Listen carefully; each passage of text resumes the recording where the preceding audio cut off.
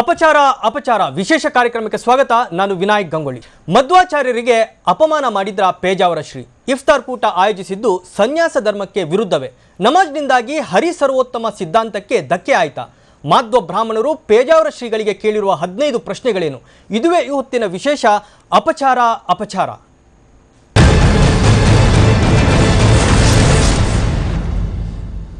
ಉಡುಪಿಯ ಶ್ರೀಕೃಷ್ಣ ಮಠದಲ್ಲಿ ಇಫ್ತಾರ್ ಕೂಟ ಆಯೋಜಿಸಿದ್ದು ದೊಡ್ಡ ವಿವಾದವನ್ನೇ ಸೃಷ್ಟಿಸಿದೆ. ಪೇಜಾವರ ಶ್ರೀಗಳ ವಿರುದ್ಧ ಕೆಲ ಮುಖಂಡರು ಈಗಾಗಲೇ ಬಹಿರಂಗವಾಗಿ ಆಕ್ರೋಶ ವ್ಯಕ್ತಪಡಿಸಿದ್ದು ನಿಮಗೆಲ್ಲ ಗೊತ್ತೇ ಇದೆ. ಆದರೆ ಈಗ ಮಾಧ್ವ ಬ್ರಾಹ್ಮಣ ಸಮುದಾಯದ ಹಲವರು ಪೇಜಾವರ ಶ್ರೀಗಳ ವಿವಾದಾತ್ಮಕ ಕಾರ್ಯಕ್ರಮಕ್ಕೆ ವಿರೋಧ ವ್ಯಕ್ತಪಡಿಸಿದ್ದಾರೆ.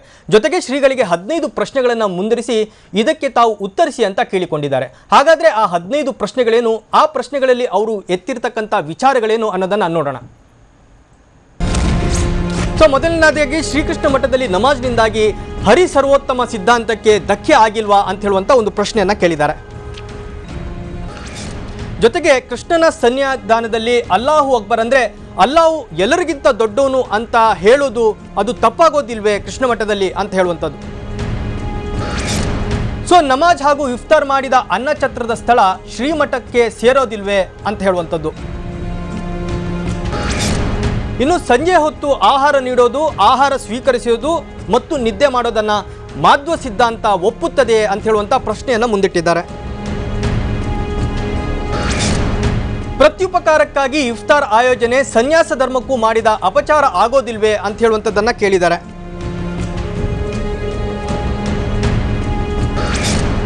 ಶ್ರೀ ಮಧ್ವಾಚಾರ್ಯರು, ಶ್ರೀ ವಾದಿರಾಜರು, ಶ್ರೀ ರಾಘವೇಂದ್ರರು ಮಠದೊಳಗೆ ನಮಾಜ್ ಮಾಡೋದನ್ನ ಒಪ್ತಾ ಇದ್ರೆ ಅಂತ ಹೇಳುವಂತ ಪ್ರಶ್ನೆಯನ್ನ ಮುಂದಿಟ್ಟಿದ್ದಾರೆ. ನಂಬಿದ ಸಿದ್ಧಾಂತಕ್ಕಾಗಿ ಸಮುದ್ರ ಉಲ್ಲಂಘನೆ ಮಾಡಿದ ಕಾರಣ ಪುತ್ತಿಗೆ ಶ್ರೀಗಳಿಗೆ ಪರ್ಯಾಯವನ್ನ ತಪ್ಪಿಸಿಲ್ವೇ ಅಥವಾ ತೊಂದರೆ ಮಾಡಿಲ್ವೇ ಅಂತ ಹೇಳುವಂತ ಅಭಿಪ್ರಾಯವನ್ನು ವ್ಯಕ್ತಪಡಿಸಿದ್ದಾರೆ.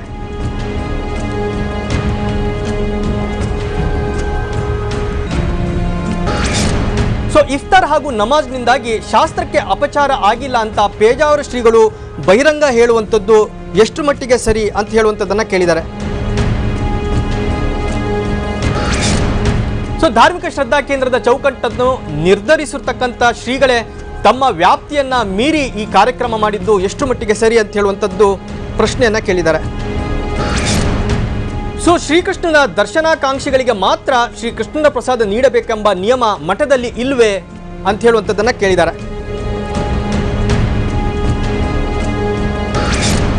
ಧಾರ್ಮಿಕ ಶ್ರದ್ಧಾ ಕೇಂದ್ರವಾದ ಶ್ರೀಕೃಷ್ಣ ಮಠದಲ್ಲಿ ಪರಮತದ ಹೇರಿಕೆ ಮಾಡಿದ್ದು ಎಷ್ಟು ಮಟ್ಟಿಗೆ ಸರಿ ಅಂತ ಹೇಳುವಂಥದ್ದನ್ನ ಕೇಳಿದ್ದಾರೆ.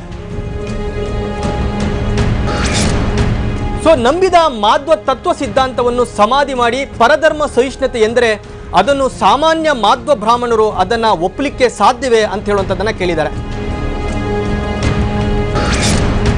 ಶ್ರೀ ಮಧ್ವಾಚಾರ್ಯರು ವಿಷ್ಣು ತತ್ವವನ್ನು ಮಾತ್ರ ಎತ್ತಿ ಹಿಡಿಯಬೇಕೆಂದು ಅಷ್ಟಮಠದ ಎಲ್ಲಾ ಯತಿಗಳಿಗೆ ಸರ್ವಜ್ಞ ಪೀಠದಿಂದ ಕಪ್ಪಟ್ಟಣೆ ಮಾಡಿಲ್ವೇ? ಈ ಕಟ್ಟಪ್ಪಣೆಯನ್ನ ಇದನ್ನ ಮಾಡಿದ್ದಾರೆ, ಇದನ್ನು ಯಾಕೆ ಮೀರಿದಿರಿ ತಾವು ಅಂತ ಹೇಳುವಂಥದ್ದನ್ನ ಪ್ರಶ್ನೆ ಮಾಡಿದ್ದಾರೆ. ಮುಂದಿನ ದಿನಗಳಲ್ಲಿ ಶ್ರೀಮಠದಲ್ಲಿ ಬಕ್ರೀದ್ ಮಾಡಲು ಸಹ ನೀವು ಅವಕಾಶ ನೀಡಿದ್ರೆ ಅದನ್ನು ಸಾಮಾನ್ಯ ಮಾಧ್ವರು ಒಪ್ಪಲಿಕ್ಕೆ ಸಾಧ್ಯ ಇದೆಯೇ ಅಂತ ಹೇಳುವಂಥದ್ದನ್ನ ಕೇಳಿದ್ದಾರೆ. ಮುಸ್ಲಿಮರ ಮಸೀದಿಯಲ್ಲಿ ತಮಗೆ ಶ್ರೀಕೃಷ್ಣನ ಪೂಜೆಗೆ ಅವಕಾಶ ಕಲ್ಪಿಸಿದ್ರೆ ನೀವು ಶ್ರೀಕೃಷ್ಣನ ಪೂಜೆ ಮಾಡ್ತೀರಾ ಅಂತ ಹೇಳುವಂಥದ್ದನ್ನ ಕೇಳಿದ್ದಾರೆ.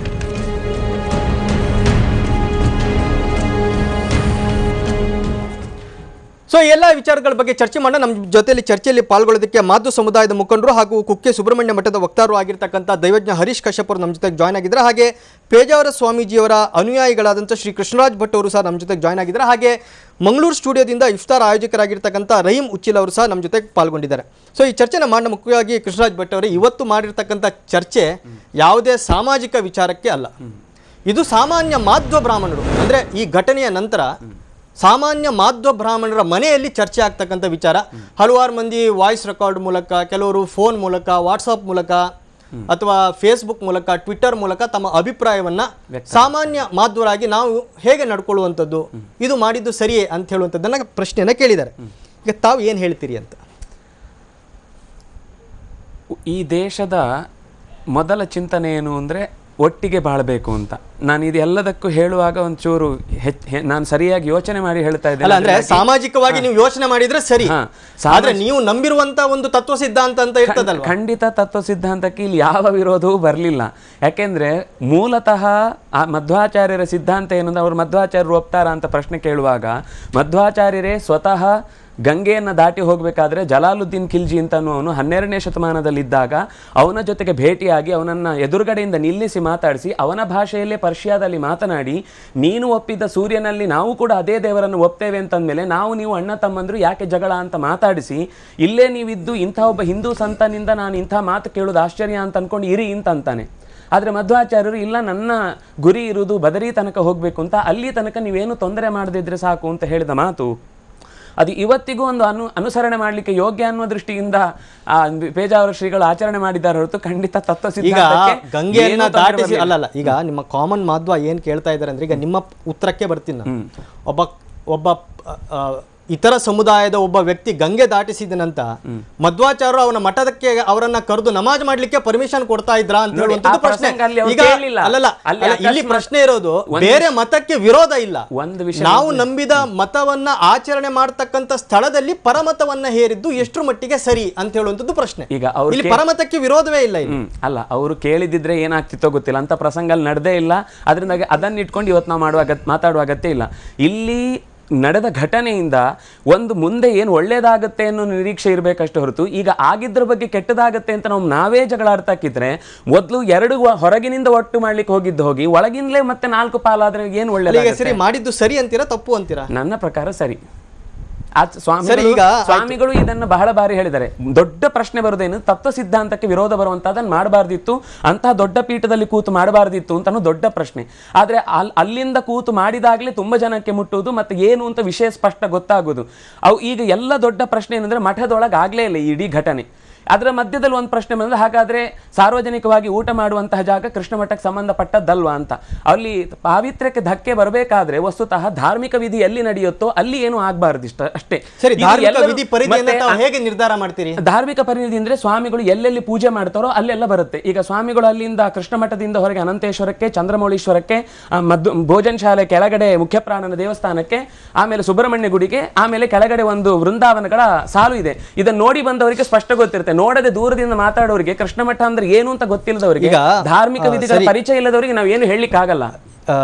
ಸರಿ, ಕೃಷ್ಣರಾಜ್ ಭಟ್ ಅವರೇ, ಒಂದು ವೈದಿಕ ಮತ್ತು ಆಗಮ ಗ್ರಂಥ ಭಗವತ್ ಪ್ರತಿಷ್ಠಾ ದರ್ಪಣಂ ಅಂತ ಹೇಳುವಂಥದ್ದು ಪೇಜ್ ನಂಬರ್ 14-15ರಲ್ಲಿ ಇದರಲ್ಲಿ ಏನು ಉಲ್ಲೇಖ ಮಾಡ್ತಾರೆ ಅಂದ್ರೆ, ದೇವಾಲಯದ ಪರಿಧಿ ಮತ್ತು ಗಡಿ ನಿರ್ಣಯಿಸತಕ್ಕಂಥ ವಿಚಾರ ಭಗವತ್ ಪ್ರತಿಷ್ಠಾ ದರ್ಪಣಂ ವೈದಿಕ ಮತ್ತು ಆಗಮ ಶಾಸ್ತ್ರದ ಪ್ರಕಾರ ದೇವಸ್ಥಾನದ ಗೋಪುರ ಎಲ್ಲಿ ತನಕ ಗೋಚರ ಆಗುತ್ತೋ ಅಲ್ಲಿ ತನಕನೂ ಆ ದೇವಸ್ಥಾನಕ್ಕೆ ಸಂಬಂಧಪಟ್ಟಂತ ಸಾನ್ನಿಧ್ಯ ಇರ್ತದೆ. ಯಾಕಂದ್ರೆ ಆ ದೇವಸ್ಥಾನದ ಪರಿಧಿಯ ಒಳಗಡೆ ಸ್ಮಶಾನ ಎಲ್ಲಿರಬೇಕು, ಅಲ್ಲಿ ಸಮಾಧಿ ಮಾಡಬಹುದೇ ಮಾಡಬಾರ್ದೆ ಅಂತ ಹೇಳುವಂಥದ್ದು. ನಾವೀಗ ಕೃಷ್ಣ ಮಠಕ್ಕೆ ಬರುವಾಗ ಈ ಗೋಪುರದ ಬಗ್ಗೆ ಮಾತಾಡೋದು ಬೇಡ, ಅಟ್ಲೀಸ್ಟ್ ರಾಜಾಂಗಣದ ಒಳಗಡೆ ಆದ್ರೂ ಅದು ದೇವಸ್ಥಾನಕ್ಕೆ ಸೇರಿದ್ದು ಜಾಗ ಅಲ್ವೇ? ಈಗ ನೀವು ಅನ್ನಛತ್ರ ಇದು ಬೇರೆ ಕಡೆ ಅಂತ ಹೇಳುವಂತದ್ದನ್ನ ನಾನೀಗ ಕೇಳ್ತಾ ಇರುವಂತ ಪ್ರಶ್ನೆ, ಒಬ್ಬ ಕಾಮನ್ ಮಾಧ್ವ ಕೇಳ್ತಾ ಇರುವಂತ ಪ್ರಶ್ನೆಯನ್ನ ನಾನು ನಿಮ್ಗೆ ಕೇಳ್ತಾ ಇರುವಂತದ್ದು. ಇಲ್ಲಿ ಅಂದ್ರೆ ಇವರು ಅಭಿಪ್ರಾಯ ಏನ್ ವ್ಯಕ್ತಪಡಿಸ್ತಾ ಇದ್ದಾರೆ, ಮುಖ್ಯ ಪ್ರಾಣ ದೇವರ ತಲೆ ಮೇಲೆ ನಿಂತು ಇಲ್ಲಿ ನಮಾಜ್ ಮಾಡಿದ್ದಾರೆ ಅಂತ ಹೇಳುವಂತದ್ದು. ಈಗ ನಾನು ಆ ಜಾಗ ನೋಡಿದ್ದೇನೆ, ನಾನು ಅಲ್ಲಿ ಇದ್ದೆ ಅಂದ್ರೆ 1.5 ತಿಂಗಳ ಮೊದಲಲ್ಲಿ ಇದು ನಡೆದಾಗಿರ್ಲಿಲ್ಲ. ಆದರೆ ಆ ಜಾಗ ಎಲ್ಲಿ ನಡೆಯುತ್ತೆ ಅಂತ ನಂಗೆ ಸ್ಪಷ್ಟ ಗೊತ್ತಿದೆ. ಈಗ ಕೃಷ್ಣ ಮಠದಿಂದ ಹೊರಗೆ ಬರ್ತಾ ಭೋಜನ ಶಾಲೆಗೆ ಬರುವಾಗ ಬಲಗಡೆಯಲ್ಲಿ ಭೋಜನ ಶಾಲೆಯಲ್ಲಿ ಪ್ರಾಣದೇವರಿದೆ. ಅದೂ ದಾಟಿ ಮುಂದೆ ಹೋಗಿ ಕನಕ ಮಂಟಪ, ಮಧ್ವ ಮಂಟಪ ದಾಟಿ ಮುಂದೆ ಬಲಗಡೆಗೆ ರಾಜಾಂಗಣಕ್ಕೆ ಹೋಗುವ ಬಲಭಾಗದಲ್ಲಿ ಮೆಟ್ಲ ಮೇಲ್ಗಡೆ ಒಂದು ಜಾಗ ಇದೆ. ಅದು ಎಲ್ಲರೂ ಬಂದಾಗ, ಈಗ ಈ ಇಫ್ತಾರ್ ಕೂಟ ನಡೆಯುವ ಮುಂಚೆಯೂ ಬೇಕಾದಷ್ಟು ಜನ ಇತರರು ಬಂದು ಅಲ್ಲಿ ಊಟ ಮಾಡಿದ್ದಾರೆ. ಊಟ ಮಾಡೋದಕ್ಕೆ ಯಾರ ವಿರೋಧನೂ ಇಲ್ಲ ಅಲ್ಲ. ಈಗ ಪ್ರಶ್ನೆ ಏನು ಅಂದ್ರೆ, ಸ್ವಾಮಿಗಳು ಅದನ್ನು ಸ್ಪಷ್ಟಪಡಿಸಿದ್ದಾರೆ. ಅವರು ಸಹಜವಾಗಿ ಅಲ್ಲಿ ಬಂದಾಗ, ಶುಭ ಕೋರಿ ಬಂದಾಗ, ಇಲ್ಲಿ ಒಂದು ಸ್ನೇಹಕೂಟದ ದೃಷ್ಟಿಯಿಂದ ಒಂದು ವ್ಯವಸ್ಥೆ ಆಗಿದೆ ಅಂತ ಹೇಳಿ ಎಲ್ಲರೂ ಸೇರಿ ಆಯಿತು. ಆಗುವಾಗ ಅವರದ್ದೊಂದು ಪದ್ಧತಿ ಇದೆ, ಉಪವಾಸ ಬಿಡುವ ಮುಂಚೆ, ಫಲಾಹಾರ ಮಾಡುವ ಮುಂಚೆ ನಾವು ನಮಾಜ್ ಮಾಡಬೇಕು. ನೀವು ನಮಾಜ್ ಇದು ಊಟ ಮಾಡ್ಲಿಕ್ಕೆ ಬಂದದ್ದು, ನಮಾಜ್ ಮಾಡ್ಲಿಕ್ಕಿಲ್ಲ ಹೊರಟೋಗಿ ಅಂತಂದ್ರೆ ಆ ಸಂಬಂಧ ಉಳಿತಿತ್ತು. ನಾನೀಗ ಕೇಳ್ತಾ ಇರುವಂತದ್ದು ನಾನು ಒಪ್ಪದೆ. ಈಗ ಮಾಧ್ವ ಮತದ ಪ್ರಕಾರ ಉಡುಪಿಯ ಅಷ್ಟಮಠದ 8 ಜನ ಹಿರಿಯ ಮತ್ತು ಕಿರಿಯ ಯತಿಗಳಿಗೆ ಹರಿ ಸರ್ವೋತ್ತಮ ಅಂತ ಹೇಳುವಂತ ವಿಷ್ಣು ತತ್ವವನ್ನ ಎಲ್ಲಾ ಕಡೆಗೆ ಪಸರಿಸಬೇಕು ಅಂತ ಹೇಳುವಂತದನ್ನ ಹೇಳಿದ್ದಾರೆ. ಸರಿ, ಭಗವದ್ಗೀತೆಯಲ್ಲಿ ಸ್ವತಃ ಕೃಷ್ಣ ನಾನೇ ಸರ್ವೋತ್ತಮ, ನನಗಿಂತ ಮೇಲೆ ಯಾರು ಇಲ್ಲ, ನೀವು ಯಾರ ದೇವತೆಗೆ ಪೂಜೆ ಮಾಡಿದ್ರು ಅದು ಕೊನೆಗೆ ಬಂದು ಸೇರುವುದು ನನಗೆ ಅಂತ. ಅಂದ್ರೆ ನಿಮ್ದೇ ಉತ್ತರ ಬಂತಿಲ್ಲ. ಅಲ್ಲ, ಹೇಳ್ತೀನಿ, ತಾವು ಉಪಾಸನೆ ಮಾಡುವಂತ ಸಂದರ್ಭದಲ್ಲಿ ಕೊನೆಗೆ ತಾವು ಕೃಷ್ಣಾರ್ಪಣ ಅಂತ ಹೇಳ್ತೀವಿ ಅಲ್ವಾ? ಅಂತ ಭಗವದ್ಗೀತೆ ಹೇಳಿರುವಂತಹ ಕೃಷ್ಣನ ದೇವಾಲಯದಲ್ಲಿ ಈಗ ಅನ್ಯ ಧರ್ಮೀಯರು ಅಲ್ಲಾಹು ಅಕ್ಬರ್ ಅಂದ್ರೆ ಅವರ ಪ್ರಕಾರ ಅಲ್ಲಾನೇ ದೊಡ್ಡವನು, ಅವನಿಗಿಂತ ಬೇರೆ ಯಾರು ದೊಡ್ಡವರಿಲ್ಲ ಅಂತ ಅದು ಅವರ ಮತದ ಪ್ರಚಾರ. ಅವರು ಅದನ್ನ ನಮಾಜ್ ಮಾಡಿದ್ದಾರೆ. ಸರಿ, ಆ ಸ್ಥಳದಲ್ಲಿ ಹೇಳಿರುವುದನ್ನು ನಿಮ್ಮ ಜನ ಒಪ್ತಾರಾ? ಅದನ್ನ ತಾವು ಜಸ್ಟಿಫೈ ಮಾಡ್ಕೋತಾರೆ, ಇಲ್ಲ ಹೇಳಿದ್ದು ಸರಿ ಇದೆ, ಹಂಗೇನಿಲ್ಲ, ಕೃಷ್ಣ ಅವ್ರು ಹೇಳಿರ್ಬೋದು, ಬಟ್ ಇವರು ಬಂದು ಹೇಳಿ ಆ ಜಾಗದಲ್ಲಿ ನಮ್ದೇನು ಅಭ್ಯಂತರ ಇಲ್ಲ ಅಂತ ತಾವು ಹೇಳ್ತೀರಾ? ಹಿಂದಿನ ಒಂದು ಮಾತನ್ನು ಸೇರಿಸ್ಕೊಂಡು ಈ ಮುಂದೆ ವಿಷಯಕ್ಕೆ ಬರ್ತಾ ಇದ್ದೇನೆ. ದೇವಸ್ಥಾನ ಅಂತಂದಾಗ ಕೃಷ್ಣ ದೇವಸ್ಥಾನ ಅಲ್ಲದು ಮಠ. ಈಗ ಆಗಮದ ನೀವು ಉದಾಹರಣೆ ಕೊಟ್ಟದ್ದು, ಅದಕ್ಕೊಂದು ಬಲಿಕಲ್ಲು ವ್ಯವಸ್ಥೆ ಅಂತ ಇಷ್ಟೆಲ್ಲ ವ್ಯವಸ್ಥೆ ಇದ್ದಾಗ ಆ ಧಾರ್ಮಿಕ ಆಚರಣೆ ಅದರೊಳಗೆ ನಡಿಬೇಕು. ಕೃಷ್ಣ ಮಠಕ್ಕೆ ಅಂತಹ ದೇವಸ್ಥಾನದ ಯಾವುದೇ ಕಟ್ಟುಪಾಡು ಇರುವುದಿಲ್ಲ. ಮತ್ತು ಈಗ ಕಟ್ಟಿರುವ ಜಾಗದಲ್ಲಿ ಅದು ಕೃಷ್ಣ ಮಠದ ಅಂದರೆ ಮಠದ ಸಂಪರ್ಕದಲ್ಲಿ ಇರುವಂಥದ್ದಲ್ಲ. ಈ ಇತ್ತೀಚೆಗೆ ಪುತ್ತಿಗೆ ಮಠದ ಪರ್ಯಾಯದ ಸಂದರ್ಭದಲ್ಲಿ ಅದು ಕಟ್ಟಿದ ಜಾಗ. ಅದರಿಂದಾಗಿ ಎಲ್ಲಿ ಧಾರ್ಮಿಕ ವಿಧಿವಿಧಾನ ನಡೆಯುತ್ತೋ ಅಂತಹ ಜಾಗದಲ್ಲಿ ನಡೆದರೆ ಮಾತ್ರ ಅದು ಅಪಾವಿತ್ರ್ಯ ಅಂತ ಹೇಳಬೇಕಷ್ಟೇ ಹೊರತು ಬೇರೆ ಕಡೆ ನಡೆದಾಗ ಅದಕ್ಕಿಂತ ಹೊರಗೆ ಬರಲಿಕ್ಕೆ ಸ್ವಾಮಿಗಳಿಗೆ ಕೃಷ್ಣ ಮಠದ ಆ ಪರ್ಯಾಯ ಅಂದ್ರೆ ರಥಬೀದಿ ಜಾಗ ಬಿಟ್ಟು ಹೊರಗೆ ಬರುವಾಗಿಲ್ಲ. ಕೆಲವರ ಆಕ್ಷೇಪ ಹೊರಗೆಲ್ಲಾದ್ರೂ ಮಾಡ್ಬೋದಿತ್ತಲ್ಲ ಅಂತ, ಅದು ಬಿಟ್ಟು ಹೊರಗೆ ಬರ್ಲಿಕ್ಕಿಲ್ಲ. ಅದನ್ನಾಗಿ ಅವರೇ ಬಂದು ಸ್ವತಃ ಶುಭಾಶಯವನ್ನು ಕೋರಿ ನಮ್ಗೆ ಆಶೀರ್ವಾದ ಮಾಡಿ ಅಂತ ಕೇಳಿದಾಗ ಸಹಜವಾಗಿ ಒಂದು ಆತ್ಮೀಯತೆಯಿಂದ ಕರೆದ್ರು. ಅಷ್ಟು ವಿಷಯ ಬಿಟ್ಟೆ. ಈಗ ಮುಂದೆ ನೀವು ಕೇಳಿದ ಪ್ರಶ್ನೆ, ಕೃಷ್ಣ ಮಠದ ಒಳಗೆ ಅಲ್ಲಾಹು ಅಕ್ಬರ್ ಅಂತ ದೊಡ್ಡ ಶಬ್ದವನ್ನು ಹೇಳಿ ಅವನನ್ನೇ ಸರ್ವೋತ್ತಮ ಅಂತ ಹೇಳಿದರೆ, ನಿಜವಾಗಿ ಮಧ್ವ ಸಿದ್ಧಾಂತ ಹೇಳುವಂಥದ್ದೇನು ಅಂದರೆ, ಜಗತ್ತಿನಲ್ಲಿರುವ ಯಾವುದೇ ಭಾಷೆಯ ಯಾವುದೇ ವರ್ಣದ ಎಲ್ಲಿಂದ ಬರುವ ಶಬ್ದವಾದರೂ ಕೂಡ, ಪ್ರಕೃತಿಯ ಶಬ್ದ ಆದರೂ ಕೂಡ ಅದು ದೇವರ ನಾಮ ಅಂತ. ನಿಮಗೆ ಇನ್ನೊಂದು ನಾನು ಮಾತು ಹೇಳ್ತೇನೆ. ಅಕ್ಕ, ಅತ್ತ, ಅಲ್ಲ, ಅಮ್ಮ ಅಂತ 4 ಶಬ್ದ ಇದೆ ಸಂಸ್ಕೃತದಲ್ಲಿ. ಅದರಲ್ಲಿ ಅಲ್ಲ ಅನ್ನೋದು ದೇವರಿಗೆ ಸರ್ವೋತ್ತಮ ಅನ್ನುವ ಅರ್ಥದಲ್ಲಿ ಸಂಸ್ಕೃತದಲ್ಲೂ ಇರುವ ಪದ. ಅಕ್ಕ, ಅಮ್ಮ ಅನ್ನೋದು ಹಾಗೆ ಹೇಗೆ ನಮ್ಮ ಮನೆಯಲ್ಲಿ ತಾಯಿ ಅಕ್ಕ ಅನ್ನೋದು ದೇವರಿಗೆ ಸಮಾನ ಅನ್ನುವ ದೃಷ್ಟಿಯಿಂದ ನಾವು ಮಾತಾಡ್ತೇವೆ. ಅದೇ ಶಬ್ದ ಎಲ್ಲವೂ ಇವನಲ್ಲೇ ಲಯಗೊಳ್ಳುತ್ತೆ, ಎಲ್ಲವೂ ಇವನಿಂದಲೇ ಹುಟ್ಟುತ್ತೆ ಅನ್ನೋದು ಸಂಸ್ಕೃತದಲ್ಲೂ ಇರುವ ಪದ. ಹಾಗಾಗಿ ಅದು ಗೊತ್ತಿಲ್ಲದೆ ನಾವು ಮಾತಾಡೋರ ಹತ್ರ ಏನು ಮಾತಾಡ್ಲಿಕ್ಕೆ ಆಗುದಿಲ್ಲ. ಮತ್ತೆ ಇನ್ನೊಂದು, ಸರ್ವೋತ್ತಮ ಅಂತ ಅನ್ನುವ ಪದ ಒಬ್ಬನೇ ಇರ್ಲಿಕ್ಕೆ ಸಾಧ್ಯ. ಅವನೂ ಸರ್ವಶಕ್ತ, ಇವನು ಸರ್ವಶಕ್ತ ಅಂದ್ರೆ ಯಾರ ಶಕ್ತಿ ನಡೆಯುತ್ತೆ? ನೀವು ಹೆಸರು ಬೇರೆ ಕೊಡ್ತಾ ಇದ್ದೀರಿ. ನಾನು ಕೃಷ್ಣ ಅಂತ ಕೊಟ್ಟೆ, ನೀವು ಅಲ್ಲ ಅಂತ ಕೊಡ್ಬೋದು, ಅವ್ರು ಗಾಡ್ ಅಂತ ಕೊಡ್ಬೋದು. ಹೆಸರು ಬೇರೆ ಅಷ್ಟೇ ಹೊರತು ಇದು ಮಧ್ವಾಚಾರ್ಯ ಸಿದ್ಧಾಂತ, ನನ್ನ ಸಿದ್ಧಾಂತ ಅಲ್ಲ. ಇಡೀ ಜಗತ್ತಿನಲ್ಲಿರುವ ಪ್ರತಿಯೊಂದು ವಿಷಯಕ್ಕೂ ಪಂಗಡಗಳಿಗೊಂದು ತಲೆಗೊಂದು ದೇವರು ಇಲ್ಲ. ಎಲ್ಲದಕ್ಕೂ ಒಂದೇ ದೇವರು ಇರುವುದು, ಹೆಸರು ಮಾತ್ರ ನೀವು ಬೇರೆ ಕೊಟ್ಟಿದ್ದೀರಿ ಅಷ್ಟೇ. ಎಸ್, ಕೃಷ್ಣರಾಜ್ ಭಟ್ರು ನಿಮ್ಮ ಜೊತೆ ಚರ್ಚೆ ಮಾಡ್ತೇನೆ. ಹಾಗೆ ಈ ಚರ್ಚೆನ ಮುಂದುವರಿಸೋಣ. ಅದಕ್ಕಿಂತ ಮುಂಚೆ ಸ್ಮಾಲ್ ಬ್ರೇಕ್.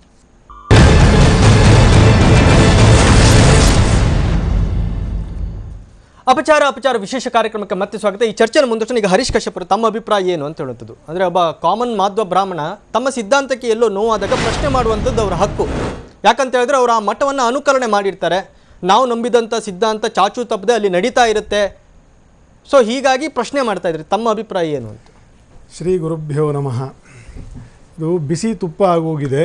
ನಾವು ಹೊರಗಾಕಬೇಕು ಒಳಗಾಕಬೇಕು ಅಂತ ಗೊಂದಲದಲ್ಲಿ ಒಂದು ವಾರದಿಂದ ತೊಳಲಾಡ್ತಾ ಇದ್ದೀವಿ. ವಿರೋಧವನ್ನು ವ್ಯಕ್ತ ಮಾಡುವಂಥ ಜನ. ಮತ್ತು ತಿನ್ನಿಸಿದ್ದು ಎಲ್ಲೋ ತಿಂದಿದ್ದು ಎಲ್ಲೋ ತೇಗು ಬರ್ತಾ ಇರೋದು ಬೇರೆ ಕಡೆ. ಹಾಗಾಗಿದೆ ಪರಿಸ್ಥಿತಿ. ಇನ್ನು ಸಾಂಪ್ರದಾಯಿಕವಾಗಿರ್ತಕ್ಕಂಥ ಒಂದು ನೆಲೆಗಟ್ಟಿನಲ್ಲಿ ಅವರು ನಮಗೆ ಪರಮಗುರುಗಳು, ಸಾಮಾಜಿಕವಾಗಿರ್ತಕ್ಕಂತಹ ನೆಲೆಗಟ್ಟಿನಲ್ಲಿ ಅವರು ಲೋಕಗುರುಗಳು. ಅವರು ಲೋಕಗುರುಗಳ ತನಕ್ಕೆ ನಾವು ಪ್ರಶ್ನೆ ಮಾಡುವುದಿಲ್ಲ. ಅವರು ಸ್ವತಂತ್ರರಿದ್ದಾರೆ, ಮಹಾಮಹಿಮರಿದ್ದಾರೆ, ಭಾರಿ ದೊಡ್ಡ ಗುರುಗಳು. ವಿಚಾರ ಅದಲ್ಲ. ಸಾಮಾಜಿಕವಾಗಿರ್ತಕ್ಕಂಥ ಒಂದು ಫೇಸ್ ಇದೆ. ಸಾಮಾನ್ಯವಾಗಿ ಪೇಜಾವರ ಶ್ರೀಗಳ ಬಗ್ಗೆ ಮಾತ್ರ ಹೇಳ್ತಾ ಇರೋದು. ಇನ್ನೊಂದು ಧಾರ್ಮಿಕವಾಗಿರ್ತಕ್ಕಂಥ ಸಾಂಪ್ರದಾಯಿಕವಾಗಿರ್ತಕ್ಕಂಥ ಇನ್ನೊಂದು ಫೇಸ್ ಇದೆ. ಆ ನೆಲೆಗಟ್ಟಿನಲ್ಲಿ ಇಂತಹ ಆಚಾರಗಳನ್ನು ಇತರೆ ಧರ್ಮದ ಜನರನ್ನು ಅಲ್ಲಿ ಕರೆದು ಅದಕ್ಕಾಗಿ ಇಫ್ತಾರ್ ದಿನವೇ ಕರೆದು ಅದಕ್ಕೆ ನಮಾಜ್ವರೆಗೂ ಮಾಡಿಸ್ತಕ್ಕಂಥದ್ದನ್ನು ಇದು ಪ್ರಶ್ನಾರ್ಹವಲ್ಲವೇ ಅಂತಂತ ನಾನು ನೀವು ಕೇಳೋದಕ್ಕಿಂತ ದಯಮಾಡಿ ಸ್ವಾಮಿಗಳು ತಮ್ಮನ್ನು ತಾವೇ ಕೇಳಿಕೊಳ್ಳೋದು ಒಳ್ಳೆಯದು ಅಂತಂತ ನನ್ನ ಅಭಿಪ್ರಾಯ ಈ ವಿಷಯದ ಬಗ್ಗೆ. ಅಲ್ಲ, ಈಗ ನಾವೊಂದು 15 ಪ್ರಶ್ನೆ ಕೇಳಿದ್ವಿ. ಅದರಲ್ಲಿ ಮಧ್ವಾಚಾರ್ಯಾದಿಯಾಗಿ ಅಷ್ಟಮಠದ ಯತಿಗಳು ಇದನ್ನು ಒಪ್ತಾರಿಯೇ ಈ ಥರದ ಕಾರ್ಯಕ್ರಮ? ಮತ್ತೆ ಈಗ ಕಾಮನ್ ಮಧ್ವ ಏನು ಮಾಡಬೇಕು? ನಾನೊಂದು ಹೇಳ್ತೀನಿ. ಈಗ ನೋಡಿ, ಮಧ್ವಾಚಾರ್ಯರ, ವಾದಿರಾಜಸ್ವಾಮಿಗಳ, ರಾಘವೇಂದ್ರ ತೀರ್ಥರ ಕಾಲದಲ್ಲಿ ನಡೆದಿರ್ತಕ್ಕಂತಹ ಮುಸಲ್ಮಾನರೊಂದಿಗೆ ನಡೆದಿರ್ತಕ್ಕಂಥ ಒಂದು ಸಾಂಬಂಧಿಕವಾಗಿರ್ತಕ್ಕಂಥ ಉದಾಹರಣೆಗಳನ್ನು ಕೊಟ್ಟು ಅದನ್ನು ಸಮರ್ಥನೆ ಮಾಡಿಕೊಂಡಿದ್ದಾರೆ. ಸಮರ್ಥನೆ ನೋಡಿ, ನಾವು ಏನು ಬೇಕಾದ್ರೂ ಮಾಡಿ ಸಮರ್ಥನೆ ಮಾಡ್ಬೋದು. ಆದರೆ ಹೀಗಾಗಬಾರ್ದಾಗಿತ್ತು, ಅದನ್ನು ಸರಿ ಮಾಡುವ ಅಂತನ್ನೋ ದೊಡ್ಡ ಗುಣವನ್ನು ನಾವು ಬೆಳೆಸ್ಕೊಳ್ಬೇಕಾಗತ್ತೆ ಅಂತ ನನ್ನ ಅಭಿಪ್ರಾಯ. ನೋಡಿ, ಮಧ್ವಾಚಾರ್ಯರು ಮಾಡಿರ್ತಕ್ಕಂಥದ್ದಾಗಲಿ ವಾದಿರಾಜರು ಮಾಡಿರ್ತಕ್ಕಂಥದ್ದಾಗಲಿ ಸಾಂದರ್ಭಿಕವಾಗಿ ಅವರಿಗೆ ತೊಂದರೆ ಬಂದ ಕಾರಣದಿಂದ ಆಮೇಲೆ ಅವರ ಮಹಿಮೆಗೆ ಮನಸೋತು ಅವರಿಗೆ ಕಪ್ಪ ಕಾಣಿಕೆಗಳನ್ನು ಕೊಟ್ಟು ಗೌರವಿಸಿದ್ದು. ಅವರು ನೀನು ಬಾಪ ನಾನಿರೋ ಕಡೆ ಇವತ್ತು ನಮ್ಮಲ್ಲಿ ತೀರ್ಥಪ್ರಸಾದ ಇದೆ ಅಂತಂತ ಕರೆದಿದ್ದು ಅಲ್ಲ. ಆ ಸಂದರ್ಭವೇ ಬೇರೆ, ಈ ಸಂದರ್ಭವೇ ಬೇರೆ. ಇವ್ರು ಹೇಳಿದ್ರು, ಭಟ್ರು ಹೇಳಿದ್ರು ಅದನ್ನು ಅದಕ್ಕೂ ಇದಕ್ಕೂ ಕಂಪೇರ್ ಮಾಡಲಿಕ್ಕೆ ಆಗಬಾರ್ದು ಅಂತ. ನಾನು ಹೇಳ್ತಿರೋದು ಅದನ್ನೇ, ದಯವಿಟ್ಟು ಆ ಕಂಪ್ಯಾರಿಸನ್ ಎಲ್ಲ ಮಾಡಬೇಡಿ. ಈ ಸಂದರ್ಭವೇ ಬೇರೆ. ಅಲ್ಲ, ಈಗ ಅವರು ಕೃಷ್ಣರಾಜ್ ಭಟ್ರು ಅದನ್ನು ಹೇಳುವಂಥ ಸಂದರ್ಭದಲ್ಲಿ ಇನ್ನೊಂದು ಹೇಳಿದರು, ಸೊ ನಮಾಜ್ ಓದೋದ್ರಿಂದ ಹರಿ ಸರ್ವೋತ್ತಮ ತತ್ವಕ್ಕೆ ಧಕ್ಕೆ ಆಗಿಲ್ಲ ಅಂತ. ತಮ್ಮ ಅಭಿಪ್ರಾಯ ಏನು ಅಂತ? ನೋಡಿ, ಆಧ್ಯಾತ್ಮಿಕವಾಗಿ ಯೋಚನೆ ಮಾಡಬೇಕಂದ್ರೆ ಎರಡು ಆ್ಯಂಗಲ್ ಇರುತ್ತೆ. ಒಂದು ರಿಲಿಜಿಯಸ್ ಆ್ಯಂಗಲ್ ಇರುತ್ತೆ, ಒಂದು ಫಿಲಸಾಫಿಕಲ್ ಆ್ಯಂಗಲ್ ಇರುತ್ತೆ.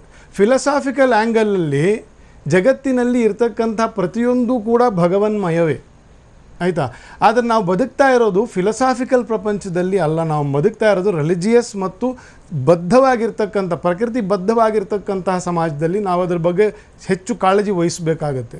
ನಾವು ಫಿಲಸಾಫಿಕಲ್ ಆ್ಯಂಗಲಿಂದ ಯೋಚನೆ ಮಾಡಲಿಕ್ಕೆ ನಾವು ಹಾಗೆ ಯೋಚನೆ ಮಾಡಿದ್ರೆ ನಾವು ಇಲ್ಲಿ ಸೇರೋ ಅವಶ್ಯಕತೆಯೂ ಇಲ್ಲ Vinayak. If there is philosophy there is no ವಾಗ್ವಾದ, ದೇರ್ ಈಸ್ ನೋ ಕ್ವೆಶ್ಚನ್.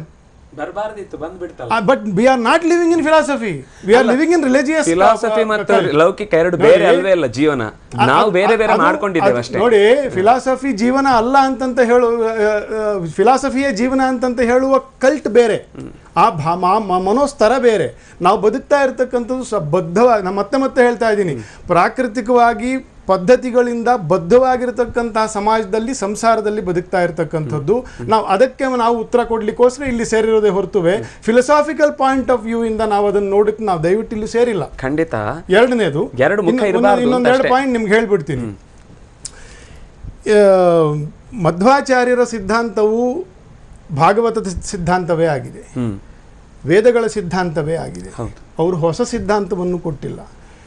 ಹಾಗೆ ಹೀಗೆ ನೋಡಿದ್ರು ಕೂಡ ಅದ್ವೈತ ಸಿದ್ಧಾಂತವು ಅದೇ ಆಗಿದೆ. ಭಗವಂತನೊಬ್ಬನೇ ಸರ್ವೋತ್ತಮನು. ಶಂಕರಾಚಾರ್ಯರು ಹರಿಯನ್ನು ಸರ್ವೋತ್ತಮನಾಗಿರ್ತಕ್ಕಂಥ ಭಕ್ತ್ಯಾಮೃತ ಅಂತಂತ ಹೇಳಿರ್ತಕ್ಕಂಥದ್ದೇನೆ, ಆಯ್ತಾ. ಆದರೆ ಅಂತಹ ಸರ್ವೋತ್ತಮ ತತ್ವಕ್ಕೆ ಇಂತಹ ನಡೆಗಳು ಧಕ್ಕೆ ಏನು ಬರೋದಿಲ್ಲ. ಯಾಕಂದರೆ ಯಾವುದು ಎಲ್ಲ ವಿಷಯಗಳಿಗೂ ಯಾವುದು ಪಾವಿತ್ರತೆಯನ್ನು ಕೊಡ್ತಕ್ಕಂಥದ್ದೋ ಅದು ಮಧ್ವಾಚಾರ್ಯರ ಠಾವು, ಅದು ಸದ್ಗುರುವಿನ ಠಾವು. ಅವರನ್ನು ಯಾರೂ ಮಲಿನ ಮಾಡಲಿಕ್ಕಾಗಲ್ಲ. ಸ್ಪಷ್ಟವಾಗಿ ಹೇಳ್ತೀನಿ, ಪವಿತ್ರಾಣಾಂ ಪವಿತ್ರಂ ಯೋ ಮಂಗಲಾನಾಂಚ ಮಂಗಲಂ. ಯಾವ ವಸ್ತು ವಿಷಯವೂ ಅದನ್ನು ಮಲಿನ ಮಾಡಲಿಕ್ಕಾಗಲ್ಲ. ಅದಂತಹ ತತ್ವಜ್ಞಾನ, ಆಯಿತಾ. ಹಾಗಾಗಿ ಸ್ಥಳ ಮೈಲಿಗೆ ಆಯಿತು, ಅಪಚಾರ ಆಯಿತು ಅಂತನ್ನೋದಕ್ಕೆ ಹೆಚ್ಚು ಅರ್ಥ ಇಲ್ಲ. ಆದರೂ ನಾನು ಮತ್ತೆ ಹೇಳ್ತಾ ಇದ್ದೀನಿ, ಸಾಮಾಜಿಕ ನೆಲೆಗಟ್ಟಿನಲ್ಲಿ, ಸಾಂಪ್ರದಾಯಿಕ ನೆಲೆಗಟ್ಟಿನಲ್ಲಿ ಯೋಚನೆ ಮಾಡಿದಾಗ ಒಂದು 150-200 ಕಾಲ್ಗಳು ಬಂದಿರಬೇಕು ಒಂದು ವಾರದಿಂದ ನನಗೆ ಆ ಪ್ರೋಗ್ರಾಮ್ ಮಾಡಿದಾಗ. ಎಲ್ಲರೂ ಸ್ವಲ್ಪ ಮಡಿ ಆಚಾರಗಳನ್ನು ತುಂಬ ಇಟ್ಕೊಂಡಿರ್ತಕ್ಕಂಥವರೇ ಮಾಡೋದು. ಅವರೆಲ್ಲರೂ ಪ್ರಶ್ನೆ ಮಾಡೋದು ಅದೇನೆ. ಇಂತಹ ಸಂದರ್ಭದಲ್ಲಿ ಅಂತಹ ತತ್ವವನ್ನು ಶ್ರೀಮನ್ ಮಧ್ವಮತೆ ಹರಿಹಿ ಪರತರಹ ಸತ್ಯಂ ಜಗತ್. ಈ ಜಗತ್ತು ಸತ್ಯ ಆಗಿದೆ, ಆದರೆ ಮಧ್ವಾಚಾರ್ಯರ ಸಿದ್ಧಾಂತವು ಅಲ್ಲಿ ಭಗವಂತನೊಬ್ಬನೇ, ಹರಿಯೊಬ್ಬನೇ ಸರ್ವೋತ್ತಮ ಅಂತ ಕೂಗ್ತಾ ಇರತಕ್ಕಂತಹ, ಇಡೀ ವಿಶ್ವದಲ್ಲಿ ಬೇರೆ ಸ್ಥಾನ ಇಲ್ಲ ವಿನಾಯಕ್. ಅದಕ್ಕೆ ಉಡುಪಿ ಒಂದೇ. ಈ ಹರಿ ಸರ್ವೋತ್ತಮ ತತ್ವ ಪ್ರತಿಪಾದನೆ ಆಗಿರ್ತಕ್ಕಂಥ ಜಾಗ ಅದು. ಆ ಜಾಗದಲ್ಲಿ ಇತರೆ ಧರ್ಮದವರನ್ನು ಕರೆದು ನೀವು ಗೌರವಿಸಿ, ಬೇಡ ಅಂತ ಹೇಳಲ್ಲ. ಆದರೆ ಇಫ್ತಾರ್ ಕೂಟದ ದಿನದ ಸಂಜೆಯೇ ಯಾಕೆ ಮಾಡಬೇಕು? ಒಂದನೇ ಪ್ರಶ್ನೆ. ಅದಾದ ಮೇಲೆ ಅವ್ರ ನಮಾಜಿಗೆ ಅವಕಾಶ ಮಾಡಿಕೊಟ್ಟಿದ್ದು ಎರಡನೇ ಪ್ರಶ್ನೆ. ಇನ್ನು ಬೇರೆ ಬೇರೆ ಪ್ರಶ್ನೆಗಳಿಗೆ ಪುತ್ತಿಗೆ ಸ್ವಾಮಿಗಳ ವಿದೇಶ ಯಾತ್ರೆ ಇತ್ಯಾದಿ ಬಗ್ಗೆ ಬಹಳ ಮುಖ್ಯವಾಗಿರೋ ವಿಷಯ ಇದು ಪ್ರಶ್ನೆಯಾಗಿ ಉಳಿಬಾರದು. ಮತ್ತೆ ನಮ್ಗೆ ಇನ್ನೊಂದು ಸಣ್ಣ ಸೂಕ್ಷ್ಮ ವಿಷಯ ಇದೆ, ನಮ್ಗೆ ಬಹಳ ಸಂಕೋಚ ಆಗ್ತದೆ. ನಾವು ಇವ್ರು ಸ್ವಾಮಿಗಳನ್ನು ಪ್ರಶ್ನೆ ಮಾಡುವಷ್ಟು ದೊಡ್ಡ ವ್ಯಕ್ತಿ ಪ್ರಾಯ ಈ ಸಮಾಜದಲ್ಲಿ ಯಾರೂ ಇಲ್ಲ. ಅವ್ರಿಗೆ ಪ್ರಶ್ನೆ ಮಾಡ್ತಿರೋದಲ್ಲ, ಇದು ಒಂದು ಅವಲೋಕನಕ್ಕೆ ಅವಕಾಶ ಅಷ್ಟೇ. ಓಕೆ, ಎಸ್, ನಿಮ್ಮ ಜೊತೆಗೆ ಮಾತಾಡ್ತೀನಿ. ಹಾಗೆ ನಮ್ಮ ಜೊತೆಗೆ ಮಂಗಳೂರು ಸ್ಟುಡಿಯೋದಿಂದ ಇಫ್ತಾರ್ ಆಯೋಜಕರಾಗಿರ್ತಕ್ಕಂಥ ರೈ ಮುಚ್ಚಿಲ್ ಅವರು ನಮ್ಮ ಜೊತೆಗೆ ಜಾಯ್ನ್ ಆಗಿದ್ದಾರೆ. ರೈ ಮುಚ್ಚಿಲ್ ಅವರೇ, ಸಾಮಾಜಿಕವಾಗಿ ಈ ಕೆಲಸವನ್ನು ಎಲ್ಲ ಕಡೆಯಲ್ಲಿ ಶ್ಲಾಘನೆ ಮಾಡಲಾಗ್ತಾ ಇದೆ. ಆದರೆ ಮಾಧ್ವ ಸಮಾಜದ ಒಳಗಡೆ ಇದ್ರ ಬಗ್ಗೆ ಒಂದು ರೀತಿಯ ಅಪಸ್ವರ ಎದ್ದು ಬಂದಿದೆ. ಆದರೆ ಇಲ್ಲಿ ಸ್ವಾಮೀಜಿಯವರು ಹೇಳ್ತಾ ಇರುವಂಥದ್ದು, ನನಗೆ ಕೇವಲ ಇಫ್ತಾರ್ ಅಂತ ಹೇಳುವಂಥದ್ದನ್ನು ಮಾತ್ರ ಹೇಳಿದರು, ನಮಾಜನ್ನು ಆ ಸಂದರ್ಭಕ್ಕೆ ಬಂದಂಥ ಸಂದರ್ಭದಲ್ಲಿ ಹೇಳಿದರು. ಆಗ ನನಗೇನು ಮಾಡಲಿಕ್ಕೆ ಆಗಲಿಲ್ಲ, ನನಗೆ ಅವಕಾಶ ಕೊಡಬೇಕಾಯಿತು ಅಂತ ಹೇಳುವಂಥದ್ದನ್ನು ಹೇಳಿದ್ರಿ. ಸೊ ತಾವು ಆಯೋಜಕರಾಗಿ ಈ ಮಾಹಿತಿಯನ್ನು ಅವರಿಗೆ ಮೊದಲೇ ಕೊಟ್ಟಿದ್ರಾ? ತಮ್ಮ ಕಾರ್ಯಕ್ರಮ ತಾವು ಏನೆಲ್ಲ ಮಾಡ್ತೀರಿ ಅಂತ ಹೇಳುವಂಥದ್ದು ಏನಾದರೂ ಕೊಟ್ಟಿದ್ರಾ, ಹೇಗೆ ಅಂತ? ಒಂದನೇದಾಗಿ ನಾನು ಈ ಕಾರ್ಯಕ್ರಮದ ಆಯೋಜಕ ಅಲ್ಲ. ನನಗೆ ಪೇಜಾವರ ಶ್ರೀಗಳು ಫೋನ್ ಮಾಡಿ ಹೇಳಿದ್ರು ಅವತ್ತು ಬೆಳಿಗ್ಗೆ, ಹೀಗೆ ನಾನೊಂದು ಕಾರ್ಯಕ್ರಮವನ್ನು ಮಾಡ್ಕೊಂಡಿದ್ದೀನಿ ಮುಸ್ಲಿಂ ಸಮುದಾಯಕ್ಕೆ, ನೀವು ಬರಬೇಕಂತೇಳಿ ನನಗೆ ದೂರವಾಣಿ ಮುಖಾಂತರ ಸ್ವತಃ ಸ್ವಾಮೀಜಿಯವರು ಆಹ್ವಾನಿಸಿದರು. ನಾನು ಕಾರ್ಯಕ್ರಮದ 10 ನಿಮಿಷ ಮುಂಚಿತವಾಗಿ ನಾನು ಅಲ್ಲಿ ಹೋಗಿದ್ದೆ. ನಾನು ಹೋಗುವ ಸಂದರ್ಭಗಳಲ್ಲಿ ಈ ವ್ಯವಸ್ಥೆಗಳೆಲ್ಲ ಆಗಿತ್ತು. ಈಗ ಒಂದು ವಿಚಾರ ಏನಂತ ಹೇಳಿದರೆ, ಈಗ ಮಾತಾಡುವಾಗ ಹೇಳಿದರು ಅಲ್ಲಾಹು ಅಕ್ಬರ್ ಅಲ್ಲಿ ಮೊಳಗಿತ್ತು ಅಂತೇಳಿ ಒಂದು ಶಬ್ದ. ತಾವು ಸ್ಕ್ರೀನ್ ಮೇಲೆ ನೋಡ್ತಾ ಇದ್ದೀರಿ, ಆ ಮೈಕ್ ಹಿಡಿದಿರುವವನು ನಾನೇ. ಅಲ್ಲಿ ಮೈಕ್ ಹಿಡಿದು ನಾನು ಭಾಷಣವನ್ನು ಮಾಡಿದ್ದೀನಿ. ಸ್ವಾಮೀಜಿಗಳು ಮೈಕಲ್ಲಿ ಆಶೀರ್ವಚನವನ್ನು ಮಾಡಿದರು. ಹಾಗಿದ್ರೂ ಕೂಡ ಬಾಂಗ್ ಕೊಡ್ಲಿಕ್ಕೂ ಆ ಮೈಕನ್ನು ನಾವು ಉಪಯೋಗ ಮಾಡಬಹುದಿತ್ತು. ಆದರೆ ನಾವು ನಮಾಜಿಗಾಗಲಿ ನಮ್ಮ ಆಜಾನ್ಗಾಗಲಿ ಅಲ್ಲಾಹು ಅಂತ ಹೇಳಲಿಕ್ಕೆ ನಾನು ಆ ಮೈಕನ್ನು ಉಪಯೋಗ ಮಾಡಲಿಲ್ಲ. ಯಾಕೆಂತ ಹೇಳಿದರೆ ನಮಗೆ ಅಲ್ಲಿಯ ಪವಿತ್ರತೆ ನಮಗೆ ಗೊತ್ತಿದೆ. ಅಲ್ಲಿ ಬರುವವರು ಕೃಷ್ಣನ ಭಕ್ತರು ಮತ್ತು ಆ ಒಂದು ಶ್ರದ್ಧೆ ಭಕ್ತಿಯಿಂದ ಬರ್ತಾರೆ. ಅವರು ಯಾರು ನಮ್ಮ ಸ್ವರಗಳನ್ನು ಕೇಳಬಾರದು ಅನ್ನತಕ್ಕಂಥ ಒಂದು ಸದುದ್ದೇಶ ನಮ್ಮಲ್ಲಿ ಇದ್ದ ಕಾರಣ ನಾವೇನು ಮಾಡಿದ್ದೇವೆ ಅಂತ ಹೇಳಿದರೆ, ಇಫ್ತಾರನ್ನು ಕೆಳಭಾಗದಲ್ಲಿಯೂ, ಆಮೇಲೆ ಅದು ನಮಾಜನ್ನು ಅಟ್ಟದಲ್ಲಿ, ಅಂದರೆ ಅದು ಯಾವುದೇ ರೀತಿಯಲ್ಲಿ ಧಾರ್ಮಿಕ ಉಪಯೋಗವಂತಹ ಸ್ಥಳ ಅಲ್ಲ ಅನ್ನತಕ್ಕಂಥದ್ದನ್ನು ಸ್ಪಷ್ಟಪಡಿಸಿದ ನಂತರ ನಾನು ಮಾಡಿರತಕ್ಕಂಥದ್ದು. ಅದು ನಾವು ಹೇಳಲಿಕ್ಕೆ ಇಚ್ಛೆ ಪಡ್ತೇವೆ. ಯಾಕಂತ ಹೇಳಿದರೆ ನಿಮಗೆ ಗೊತ್ತಿದೆ, ಆಜಾನ್ ಅಂತ ಹೇಳಿದರೆ ಯಾವ ರೀತಿ ಅಂತ ಹೇಳಿದರೆ, ಯಾವ ಬಾಂಗ್ ಕೂಡ ಅತ್ಯಂತ ದೊಡ್ಡ ಸ್ವರದಲ್ಲೇ ಹೇಳಬೇಕು, ಅದು ನಿಯಮ. ಅದಕ್ಕೆ ಬಾಂಗ್ ಅಂತ ಹೇಳೋದು. ಬಾಂಗ್ ಯಾವತ್ತು ಸಣ್ಣ ಸ್ವರದಲ್ಲಿ ಹೇಳುವಂಥದ್ದಿಲ್ಲ. ಆದರೆ ನಾನಲ್ಲಿ ಬಾಂಗ್ ಕೊಟ್ಟಿರುವವನು ನಾನೇ. ನಾನು ಬಾಂಗ್ ಕೊಟ್ಟದ್ದು ಸ್ವತಃ ಅಲ್ಲಿರುವ ಪತ್ರಕರ್ತರಿಗೆ ಗೊತ್ತಿಲ್ಲ.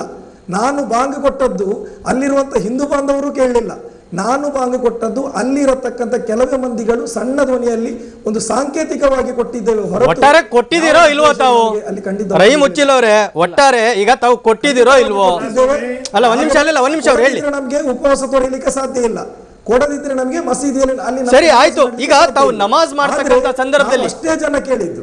ಈಗ ರೈ ಮುಚ್ಚಿಲ್ಲವ್ರೆ, ಸರಿ, ಈಗ ತಮ್ಮ ಮತದ ಆಚರಣೆಯನ್ನ ಈ ದೇಶ ಒಂದು ಜಾತ್ಯತೀತ ದೇಶ. ಈ ಜಾತ್ಯತೀತ ದೇಶದಲ್ಲಿ ಯಾವುದೇ ಸಮಾಜ, ಯಾವುದೇ ಮುಖಂಡರುಗಳು, ಯಾವುದೇ ಧರ್ಮ ತಮ್ಮ ಧರ್ಮವನ್ನ ಯಾವುದೇ ಸ್ಥಳದಲ್ಲಿ ಮಾಡಲಿಕ್ಕೆ ಸರ್ವ ಸ್ವತಂತ್ರ ಇದ್ದಾರೆ. ಇದರಲ್ಲಿ ಯಾರ ಅಭಿಪ್ರಾಯ ಭೇದ ಇಲ್ಲ ಇದರಲ್ಲಿ. ಈಗ ತಾವು ಏನು ಮತಾಚರಣೆಯನ್ನ ಮಾಡ್ತಕ್ಕಂಥ ಸಂದರ್ಭದಲ್ಲಿ ದೇವರಲ್ಲಿ ಪ್ರಾರ್ಥನೆಯನ್ನ ಮಾಡ್ತೀರಿ, ಅದರ ಸಾರಾಂಶವನ್ನ ಕನ್ನಡದಲ್ಲಿ ಹೇಳ್ಬೋದಾ ತಾವು ಶಾರ್ಟ್ ಆಗಿ? ಖಂಡಿತವಾಗಿ ಹೇಳ್ಬೋದು ಸರ್. ನಮ್ಮದರಲ್ಲಿ ಹಾಗೆ. ಯಾಕಂದರೆ ಇದು ಅಲ್ಲಾಹು ಅಕ್ಬರ್ ಅಂತಂದರೆ ಅಲ್ಲಾಹನು ದೊಡ್ಡವನು. ನಾವು ಆಮೇಲೆ ಫಾತಿಯ ಓದ್ತೀವಿ. ನಾವು ಅದರಲ್ಲಿ ನಾವು ಅಲ್ಲಾಹನ ಬಗ್ಗೆ ಇರತಕ್ಕಂಥ ಶ್ರೋತ. ಯಾಕಂದರೆ ನಮಾಜ್ ಅನ್ನತಕ್ಕಂಥದ್ದು ಇರುವುದೇ ಅಲ್ಲಾಹನಿಗೆ. ಆಮೇಲೆ ನಾವು ಮೂರ್ತಿ ಪೂಜಕರಲ್ಲ. ನಾವು ಯಾವುದೇ ರೀತಿಯಲ್ಲೂ ಒಂದು ಮೂರ್ತಿ ಇದ್ದ ಕಡೆಯಲ್ಲಿ ನಮಾಜ್ ಮಾಡಿದರೆ ನಮ್ಮ ನಮಾಜು ಸಹಿ ಆಗುವುದಿಲ್ಲ. ಆ ಕನಿಷ್ಠ ನಮಗೆ ಜ್ಞಾನ ಇದೆ.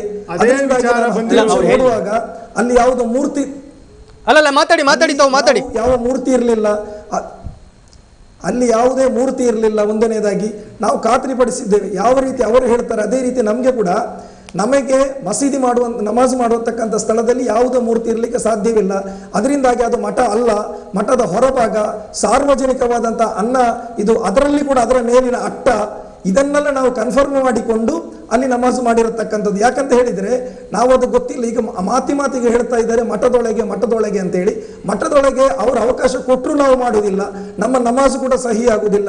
ಯಾಕಂತೇಳಿ ನಮ್ಮ ಮಸೀದಿಯೊಳಗೆ ಯಾವ ವಿಗ್ರಹಗಳು ಕೂಡ ಇಲ್ಲ. ಅದರಿಂದಾಗಿ ಒಂದು ದೇವಸ್ಥಾನದ ಒಳಗೆ, ಮಠದ ಒಳಗೆ ವಿಗ್ರಹ ಇದ್ದಾಗ ಅದರ ಮುಂಭಾಗದಲ್ಲಿ ಹಾಗಾದರೆ ಅದರ ಆಜುಬಾಜಿನಲ್ಲಿ ನಮಾಜು ಮಾಡಿದರೆ ಆ ನಮಾಜು ಕೂಡ ಸಹಿ ಆಗುವುದಿಲ್ಲ. ನಾವು ನಮ್ಮ ಧರ್ಮವನ್ನು ಕೂಡ ನಾವು ಪಾಲನೆ ಮಾಡಿದ್ದೇವೆ. ಅದರ ಜೊತೆಯಲ್ಲಿ ಶ್ರೀಗಳದ್ದು ಇನ್ನೊಂದು ವಿಚಾರ ಹೇಳ್ತಾ ಇದ್ದೇವೆ ಸರ್. ನಾನು ಒಂದು ಮಾತಾಡ್ತೇನೆ. ನಾವು ಯಾಕೆ ಹೋಗಿದ್ದು ಅಂತ ಹೇಳಿದರೆ, ಯಾಕಂತ ಹೇಳಿದರೆ ಪೇಜಾವರ ಶ್ರೀಗಳು ಬರೀ ಮಠಾಧೀಶರು ಮಾತ್ರ ಅಲ್ಲ. ಬರೀ ಮಠಾಧೀಶರಾಗಿದ್ದರೆ ನಾವು ಹೋಗ್ತಿರ್ಲಿಲ್ಲ.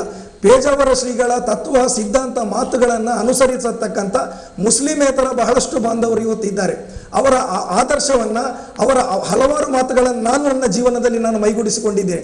ನನಗೆ ಕೂಡ ಅವರು ಒಂದು ರೀತಿಯಲ್ಲಿ ಒಂದು ಗುರುಗಳಿದ್ದ ಹಾಗೆ. ನಾನು ಮತ್ತು ಅವರು ಕೂಡ ಒಂದು ಏಕಲವ್ಯ ದ್ರೋಣಾಚಾರ್ಯರಿದ್ದ ಹಾಗೆ 20 ವರ್ಷದ ನಿಕಟ ಸಂಬಂಧಗಳಿದೆ. ಆದರೆ ಯಾವತ್ತೂ ಕೂಡ ನಾನು ಅಲ್ಲಿಗೆ ಹೋಗಿದ್ದಾಗಲಿ ಅವರನ್ನು ಸಂಪರ್ಕ ಮಾಡಿದ್ದಾಗಲಿ ಯಾರು ಪ್ರಶ್ನೆ ಮಾಡಿಲ್ಲ. ಆಮೇಲೆ ಇಂಥ ವಿಚಾರಗಳು ನೂರಾರು ಆಗಿದೆ. ಆದರೆ ಪ್ರಥಮವಾಗಿ ಪ್ರಶ್ನೆ ಉದ್ಭವವಾಗಿದೆ. ಇನ್ನು ಮುಂದಕ್ಕೆ ಖಂಡಿತವಾಗಿ ನಾವು ಹೋಗುವಾಗ ಬಹಳ ಎಚ್ಚರಿಕೆ ಹೆಜ್ಜೆಯನ್ನು ನಾವು ಇಡ್ತೇವೆ. ಒಂದು ಸಂದೇಶ ನಮಗೂ ಆಗಿದೆ. ಬಹುಶಃ ನಮಗೂ ಒಂದು ಬುದ್ಧಿ ಕೂಡ ಬಂದಿದೆ ಅಂತ ಕೂಡ ನಾವು ಹೇಳಬಹುದು. ಎಸ್, ರೈ ಮುಚ್ಚಿಲವರು ನಿಮ್ಮ ಜೊತೆ ಚರ್ಚೆನ ಮಾಡ್ತೀನಿ. ಹಾಗೆ ಈ ಚರ್ಚೆನ ಮಾಡೋಣ, ಅದಕ್ಕೆ ಮುಂಚೆ ಸ್ಮಾಲ್ ಬ್ರೇಕ್.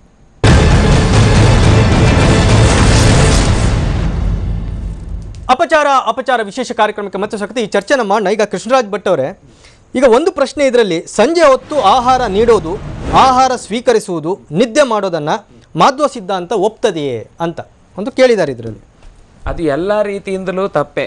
ಯಾಕೆಂದರೆ ಸಾಮಾನ್ಯವಾಗಿ ಆರೋಗ್ಯದ ದೃಷ್ಟಿಯಿಂದಲೂ ಅದು ತಪ್ಪೆ. ಆದರೆ ಇಲ್ಲಿ ಅವರ ಆಚರಣೆಯಲ್ಲಿರುವಂಥದ್ದು ಏನು ಅಂತಂದರೆ, ಉಪವಾಸ ಬಿಡುವಾಗ ಸೂರ್ಯ ಅಸ್ತ ಆಗುವ ಸಂದರ್ಭದಲ್ಲಿ ಅವರು ಫಲಾಹಾರ ಕೊಡೋದು. ಯಾಕಂದ್ರೆ ಬೆಳಿಗ್ಗೆ ಇಡಿಯಿಂದ ಉಪವಾಸ ಇರ್ತಾರೆ. ಮಾಮೂಲು ದಿವಸದಲ್ಲಿ ನೀವು ಹಾಗೆ ಆಕ್ಷೇಪ ಮಾಡಿದ್ದಿದ್ರೆ ಕರೆಕ್ಟ್ ಇತ್ತು. ಆದರೆ ಇದು ವಿಶೇಷವಾದ ದಿನ ಆದ್ರಿಂದಾಗಿ ನಾವು ತಿನ್ಲಿಕ್ಕೆ ಹೋಗಿದ್ದಲ್ಲ, ಅವರನ್ನು ಆಮಂತ್ರಣ ಮಾಡಿ ಕರೆದ ಮೇಲೆ ಅವರ ಆಚರಣೆಯ ಪ್ರಕಾರ ಅವರು ಸಮಯಕ್ಕೆ ತಿಂತಾರೆ ಅಂತಂದಾಗ ನಮ್ಮ ಆಚರಣೆಯನ್ನು ನಾವು ಅನುಸರಿಸ್ಲಿಕ್ಕೆ ಹೋಗ್ಬೇಕಾ? ಕರೆದವರನ್ನು ನಿಮ್ಗೇನು ಅನುಕೂಲ, ನಿಮ್ಗೇನು ಇಷ್ಟನೋ ಅದನ್ನು ಕೊಡಬೇಕಾ? ಅದರಿಂದಾಗಿ ಈ ಕೆಲಸ ಮಾಡುವಾಗ ಅವರದ್ದು ಅದೇ ಸಮಯದ ತಿನ್ನುವಿಕೆಯ ಸಮಯ ಆದ್ರಿಂದ ಅದನ್ನ ಕೊಟ್ಟರು. ಇನ್ನು ನಮ್ಮ ಸಿದ್ಧಾಂತಕ್ಕೆ ವಿರೋಧ. ಈಗ ನಾವು ತಿನ್ಬೇಕು ಅಂತ ಅನ್ನೋ ಅಭಿಪ್ರಾಯ ಇಲ್ಲ, ಅವರನ್ನ ಆ ಸಮಯದಲ್ಲಿ ತಿನ್ನಿಸಿದ್ರು, ಅದು ಕರೆ ಇತ್ತು. ಮಾತಲ್ಲಿ ಒಂದು, ಕರ್ಮದಲ್ಲಿ ಒಂದು ಆಚರಣೆ. ನಾನು ಅದಕ್ಕೆ ಹೇಳಿದೆ, ಅದು ಅವರ ಆಚರಣೆಯ ಕ್ರಮವನ್ನು. ಈಗ ನೋಡಿ, ಈಗ ಶ್ರದ್ಧಾ ಕೇಂದ್ರ ನಾವು ಯಾಕೆ ಹೇಳ್ತೀವಿ ಒಂದು ಮಠ ಅಂತ ಹೇಳಿದ್ರೆ, ನೀವು ನಂಬಿರುವಂತ ಸಿದ್ಧಾಂತಗಳು ಚಾಚು ತಪ್ಪದೆ ಅಲ್ಲಿ ನಡೀತದೆ ಅಂತ ಹೇಳುವ. ಹೌದು, ಅಲ್ಲಿ ಏನ್ ನಡೀತದೆ ನಾನು ಅದನ್ನ ನಡೆಸ್ಕೊಂಡು ಹೋಗ್ಬೇಕು ಅಂತ ಹೇಳೋದು. ಸೊ ಈ ಗಟ್ಟಿಯಿಂದ ನೀವು ಏನ್ ಮೆಸೇಜ್ ಕೊಡ್ತಾ ಇದ್ದೀರಿ? ಸಮಾಜಕ್ಕೆ ಕೆಟ್ಟ ಮೆಸೇಜ್ ಏನು ಹೋಯ್ತು ಹೇಳಿ, ಏನು ಹೋಯ್ತು ಹೇಳಿ? ಅಲ್ಲ, ನಿಮ್ಮ ಈಗ ಮಾಧುರ್ ಕೇಳ್ತಾ ಇರುವಂತದ್ದು ಪ್ರಶ್ನೆ ಇದು. ಸಮಾಜ ಕೇಳ್ತಾ ಇಲ್ಲ ಈಗ ನಿಮ್ಮ ಬಗ್ಗೆ.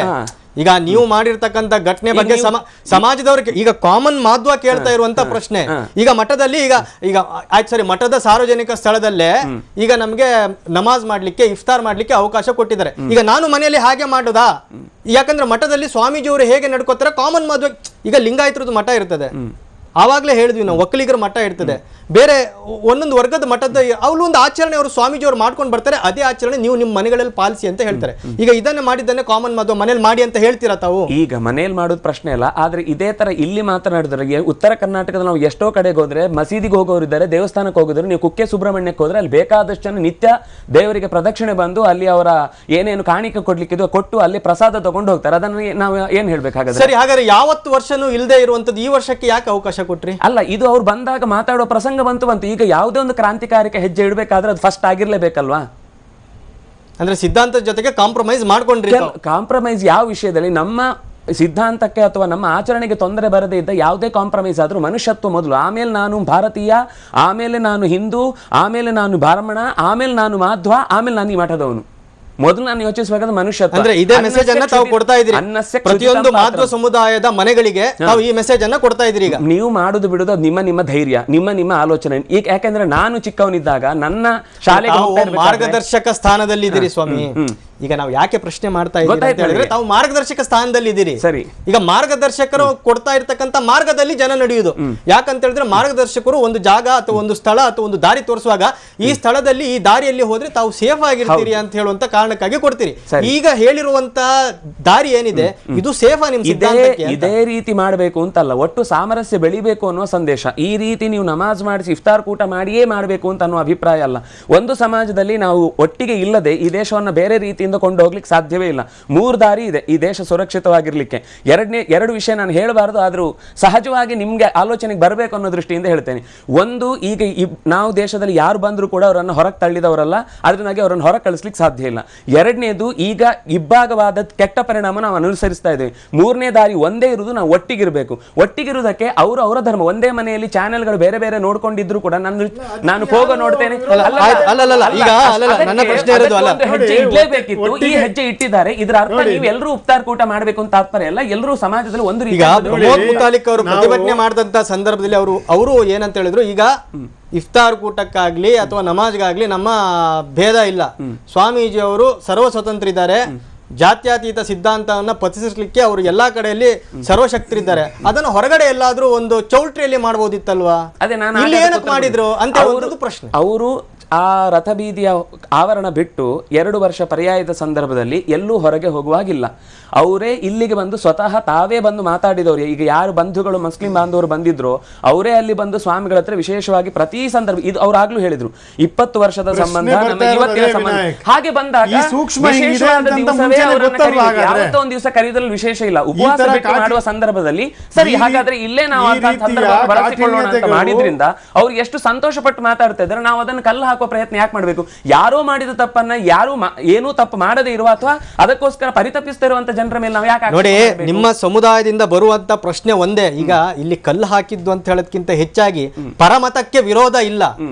ನಾವು ನಂಬಿದ ಸಿದ್ಧಾಂತವನ್ನ ಸಮಾಧಿ ಮಾಡಿ ಪರಮತವನ್ನು ಓಲೈಕೆ ಮಾಡುವುದು ಎಷ್ಟು ಮಟ್ಟಿಗೆ ಸರಿ ಅಂತ ಪ್ರಶ್ನೆ ಕೇಳಿದ್ರೆ, ಇಲ್ಲಿ ಪ್ರಶ್ನೆ ಇಷ್ಟೇ, ಮಠದೊಳಗೆ ಅಥವಾ ಮಠದ ಸಾರ್ವಜನಿಕ ಸ್ಥಳ ಪರಮತದ ಹೇರಿಕೆ ಎಷ್ಟು ಮಟ್ಟಿಗೆ ಸರಿ ನಾವು ಗೌರವಿಸೋಣ. ನಾವು ನಂಬಿರುವಂತಹ ಮತವನ್ನ ಸಮಾಧಿ ಮಾಡಿ ಆ ಸಮಾಧಿ ಮೇಲೆ ಪರಮತದ ಓಲೈಕೆ ಯಾಕೆ ಸ್ವಾಮಿ? ಸಮಾಧಿ ಎಲ್ಲಾಗಿದೆ ಹೇಳಿ. ಈಗ ನಾನು ಹರಿಸರ್ವೋತ್ತಮ ಅಲ್ಲ ಅಂತ ಹೇಳ್ತಿದ್ದೇನಾ? ಅಲ್ಲ, ಅಲ್ಲಿ ಅವರ ಸರ್ವೋತ್ತಮ ಅಂತ ಇಲ್ಲಿ ಹೇಳ್ಬಾರ್ದು ಅಂತ ಹೇಳಿ ಸೌಹಾರ್ದದಿಂದಲೇ ನಡೆದು ಹೋಗಿದೆ. ಅವರಿಬ್ಬರಿಗೆ ಏನು ತೊಂದರೆ ಇಲ್ಲ, ನಮ್ಗೆ ಯಾಕೆ ತೊಂದರೆ ಆ ಯೋಚನೆಯಲ್ಲಿ? ಅವರಿಬ್ಬರು ಪ್ರೈವೇಟ್ ಕ್ಯಾಂಡಿಡೇಟ್ ಅಲ್ಲಪ್ಪ. ಅವರು ಸಮಾಜವನ್ನು, ಭಾರಿ ದೊಡ್ಡ ಸಮಾಜವನ್ನು ಲೀಡರ್ಶಿಪ್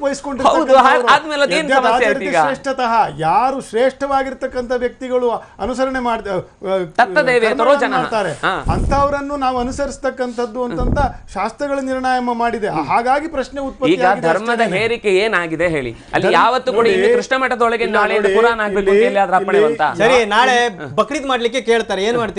ಏನು ಈಗ ಅಂತದಕ್ಕೆ ಅವಕಾಶ ಇಲ್ಲಲ್ಲ?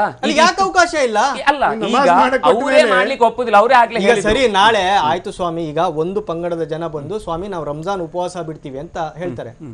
ಈಗ ಅನ್ಯ ಮತದ ಇನ್ನೊಂದು ಸಮುದಾಯದ ಇನ್ನೊಂದು ಟೀಮ್ನವರು ಬಂದು ಸ್ವಾಮಿ ನಮ್ಗೆ ಬಕ್ರೀದ್ ಮಾಡ್ಲಿಕ್ಕೆ ಅವಕಾಶ ಕೊಡಿ ಅಂತ ಹೇಳ್ತಾರೆ, ತಾವು ಒಪ್ತೀರಾ? ಅವರು ಮೊದಲೇ ಒಂದು ಮಾತು ಹೇಳಿದ್ದಾರೆ, ಸ್ವಧರ್ಮ ನಿಷ್ಠೆ ಪರಧರ್ಮ ಸಹಿಷ್ಣುತೆ ಅಂತ. ಅದೇ ಪರಧರ್ಮ ಸಹಿಷ್ಣುತೆ ಈ ಪ್ರಶ್ನೆಯನ್ನ ಸಹ ಒಂದು ಕೇಳಿದ್ದಾರೆ. ಅದೇ ನಾನೀಗ ಹೇಳ್ತಾ ನೋಡಿ, ಕಾಮನ್ ಮಾಧ್ವ ಕೇಳಿರೋ ಪ್ರಶ್ನೆ, ಮುಂದಿನ ದಿನಗಳಲ್ಲಿ ಶ್ರೀಮಠದಲ್ಲಿ ಬಕ್ರೀದ್ ಮಾಡಲು ನೀವು ಅವಕಾಶ ನೀಡಿದ್ರೆ ಅದನ್ನು ಒಪ್ಪಲು ಸಾಧ್ಯವೇ? ಹಿಂಸೆಯನ್ನು ನಾವು ಒಪ್ಪುದೇ ಇಲ್ಲ, ಆ ಆಚರಣೆಗೆ ನಾವು ಅವಕಾಶ ಕೊಡ್ಲಿಕ್ಕೆ ಸಾಧ್ಯ ಇಲ್ಲ, ಇದು ಯಾರಾದ್ರೂ ಕೊಡ್ಲಿಕ್ಕೆ ಸಾಧ್ಯ ಇಲ್ಲ. ಇಲ್ಲಿ ಹಿಂಸೆ ಏನು, ಬಲಿ ಹಣ್ಣು ಹಂಪಲುಗಳನ್ನು ತಿಂದಿದ್ದು ಅವರ ಫಲಾಹಾರದ ವ್ಯವಸ್ಥೆಯಲ್ಲಿ ಅಂಥದ್ದು ನಡೆದಿಲ್ಲ. ಅಲ್ಲಿ ತನಕ ಬರ್ಬೋದು. ನಾವು ಎಲ್ಲಿ ತನಕ ಬರ್ಬೋದು ಅಂದ್ರೆ ನಮ್ಮ ಆಚರಣೆಗೆ ಎಲ್ಲಿ ತೊಂದರೆ ಬರುವುದಿಲ್ಲ ಅಲ್ಲಿ ತನಕ ಬರ್ಬೋದು. ಅಷ್ಟು ಸ್ವಾಮಿಗಳು ಹೆಜ್ಜೆ ಇಟ್ಟದ್ರ ಉದ್ದೇಶ ಏನು? ಹರೀಶ್ ಕಶ್ಯಪ್ ಅಂಥ ಓಲೈಕೆ ಅಷ್ಟು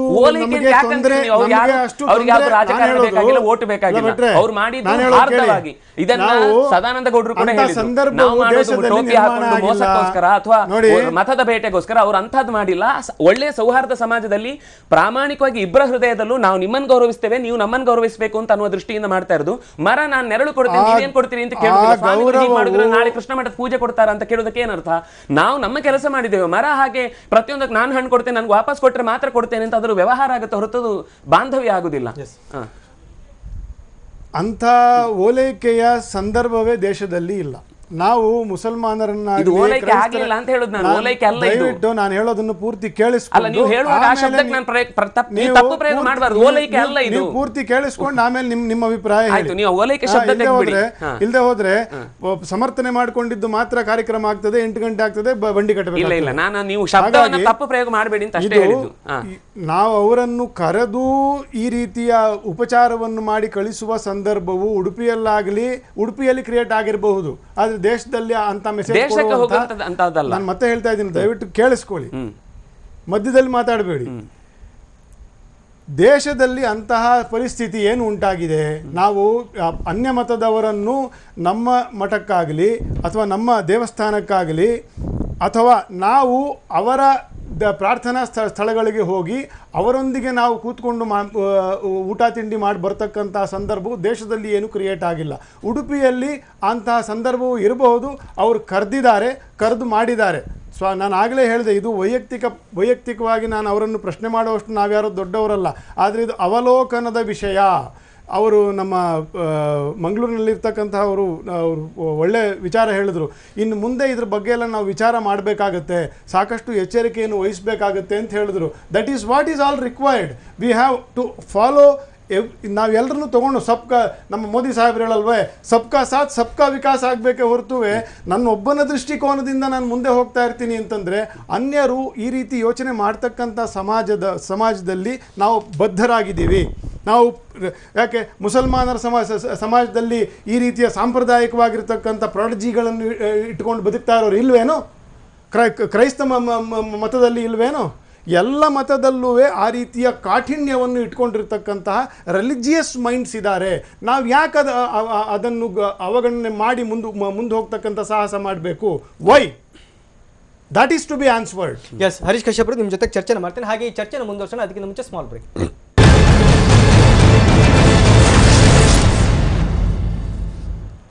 ಅಪಚಾರ ವಿಶೇಷ ಕಾರ್ಯಕ್ರಮಕ್ಕೆ ಮತ್ತೆ ಸ್ವಾಗತ. ಈ ಚರ್ಚೆನ ಮುಂದುವರ್ಸೋಣ. ಈಗ ರಹೀಂ ಉಚ್ಚಲ್ ಅವರೇ, ಕೊನೆಯದಾಗಿ ಈಗ ಸಾಮರಸ್ಯಕ್ಕಾಗಿ ಈ ಆಚರಣೆ ನಡೆದಿದೆ ಅಂತ ಹೇಳುವಂಥದ್ದನ್ನು ಹೇಳಲಾಗ್ತಾ ಇದೆ.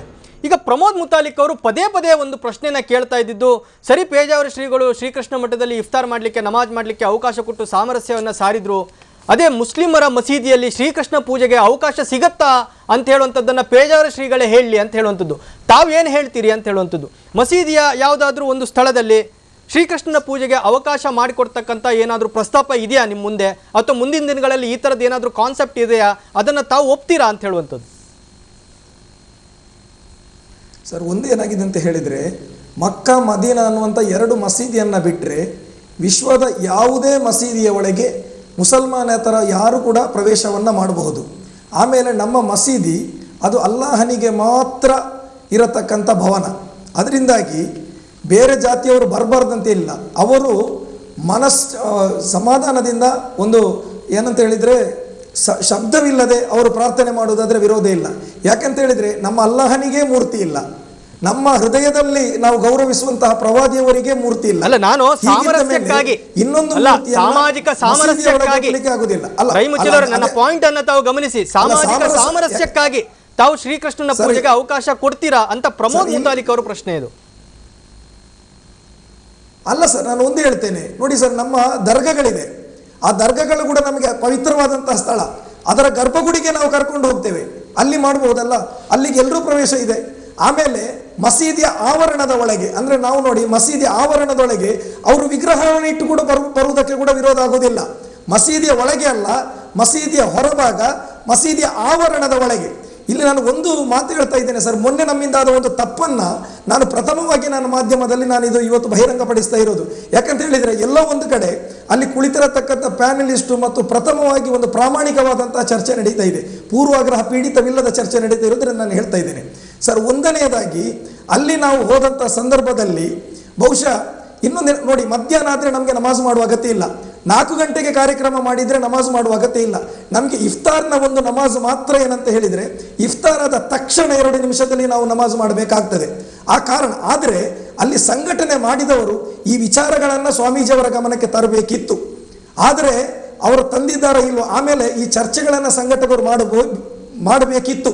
ನಮಗೆ ಒಂದು ವಿಷಾದ ಏನಂತ ಹೇಳಿದರೆ, ನಾವು ಹೋದ ಕಾರಣದಿಂದ ಸ್ವಾಮೀಜಿಗಳಿಗೆ ಈ ರೀತಿ ಆಗುವಂತಾಯ್ತಲ್ಲ, ಆ ಮಟ್ಟಕ್ಕೆ ಈ ರೀತಿ ಜನ ಹೇಳುವಂತಾಯ್ತಲ್ಲ, ಖಂಡಿತವಾಗಿ ನನಗೆ ಖೇದವಾಗ್ತದೆ. ಇನ್ನೊಂದು ವಿಚಾರ ಸರ್, ನಾನಿದು ಪ್ರಥಮವಾಗಿ ಬಹಿರಂಗಪಡಿಸಿ, ಅಲ್ಲಿ ಸೇರಿದ ಎಲ್ಲರೂ ನಮಾಜ್ ಮಾಡಿದ್ದಾರೆ, ತಾವು ಸ್ಕ್ರೀನಲ್ಲಿ ನೋಡ್ತಾ ಇದ್ದೀರಿ. ರಹೀಂ ಉಚ್ಚಿಲ್ ಒಬ್ಬ ಮಾತ್ರ ಅಲ್ಲಿ ಸಾಷ್ಟಾಂಗ ಮಾಡಲಿಲ್ಲ. ನೆನಪಿಟ್ಟುಕೊಳ್ಳಿ, ರಹೀಂ ಉಚ್ಚಿಲ್ ಅಲ್ಲಿಗೆ ಹೋಗಿ ಕೂಡ ಅಲ್ಲಿ ನಾನು ಸಾಷ್ಟಾಂಗ ಮಾಡಲಿಲ್ಲ. ನಮ್ಮ ನಮಾಜಿನ ಪ್ರಥಮ ಅಂಗ ನಮ್ಮ ಹಣೆಯನ್ನು ನೆಲಕ್ಕೆ ಬಾಗಿಸುವುದು. ಯಾಕೆಂತ ಹೇಳಿದರೆ, ಅಲ್ಲಿ ನಾಳೆ ಇಂಥ ದಿವಸ ಬರಬಹುದು ಜನ ಆದರೆ ಹೋದವರನ್ನು ಮಾಡಬೇಡಿ ಅಂತ ತಡೆಯುವಂಥದ್ದು ನನಗೆ ಸಾಧ್ಯವಿಲ್ಲ. ಯಾಕೆಂತ ಹೇಳಿದರೆ, ಕಾರ್ಯಕ್ರಮದ ಆಯೋಜಕರು ಮತ್ತು ಸ್ವಾಮೀಜಿಗಳಲ್ಲಿ ನಿರ್ಧಾರ ಆಗಿರತಕ್ಕಂಥದ್ದು ಅಂತೇಳಿ ನನಗೆ ಖಾತರಿಯಾಗಿತ್ತು. ಆದರೆ ರಹೀಂ ಉಚ್ಚಿಲಲ್ಲಿ ಮಾಡಲಿಲ್ಲ. ನೀವು ನೋಡಬಹುದು ಆ ಸ್ಕ್ರೀನಲ್ಲಿ. ನೀವು ಯಾಕೆ ಮಾಡಕ್ಕಾಗ್ಲಿಲ್ಲ? ಯಾಕೆಂತ ಹೇಳಿದ್ರೆ ಸರ್, ಆ ರೀತಿಯ ಯಾಕಂತ ಹೇಳಿದ್ರೆ ಇದೇ ರೀತಿ ಉಳಿದವರು ಮಾಡಬೇಕಿತ್ತು. ನಮ್ಮಲ್ಲಿ ಒಂದು ತಪ್ಪು ಆಗಿದೆ, ನಾವು ಅದನ್ನು ಖಂಡಿತವಾಗಿ ನಾವು ಒಪ್ಪಿಕೊಳ್ಳುತ್ತೇವೆ. ಮುಂದಿನ ದಿನಗಳಲ್ಲಿ ಖಂಡಿತವಾಗಿ ಈ ರೀತಿ ದೊಡ್ಡ ಮನಸ್ಸು ಹೊಂದಿಕೊಳ್ಳಬಾರದು ಅಂತೇಳಿ ನಾನು ಹೇಳ್ತೇನೆ. ರಹೀಂ ಉಚ್ಚಿಲ್ ಅವರೇ, ನಿಮ್ಮ ಮನಸ್ಸು ಬಹಳ ದೊಡ್ಡ ಮನಸ್ಸು. ಇದನ್ನೇ ನಾನು ನಿರೀಕ್ಷೆ ಮಾಡ್ತಾ ಇರೋದು. ನಾವೆಲ್ಲರೂ ಅಲ್ಟಿಮೇಟ್ಲಿ ನಾವೆಲ್ಲರೂ ಮನುಷ್ಯರು.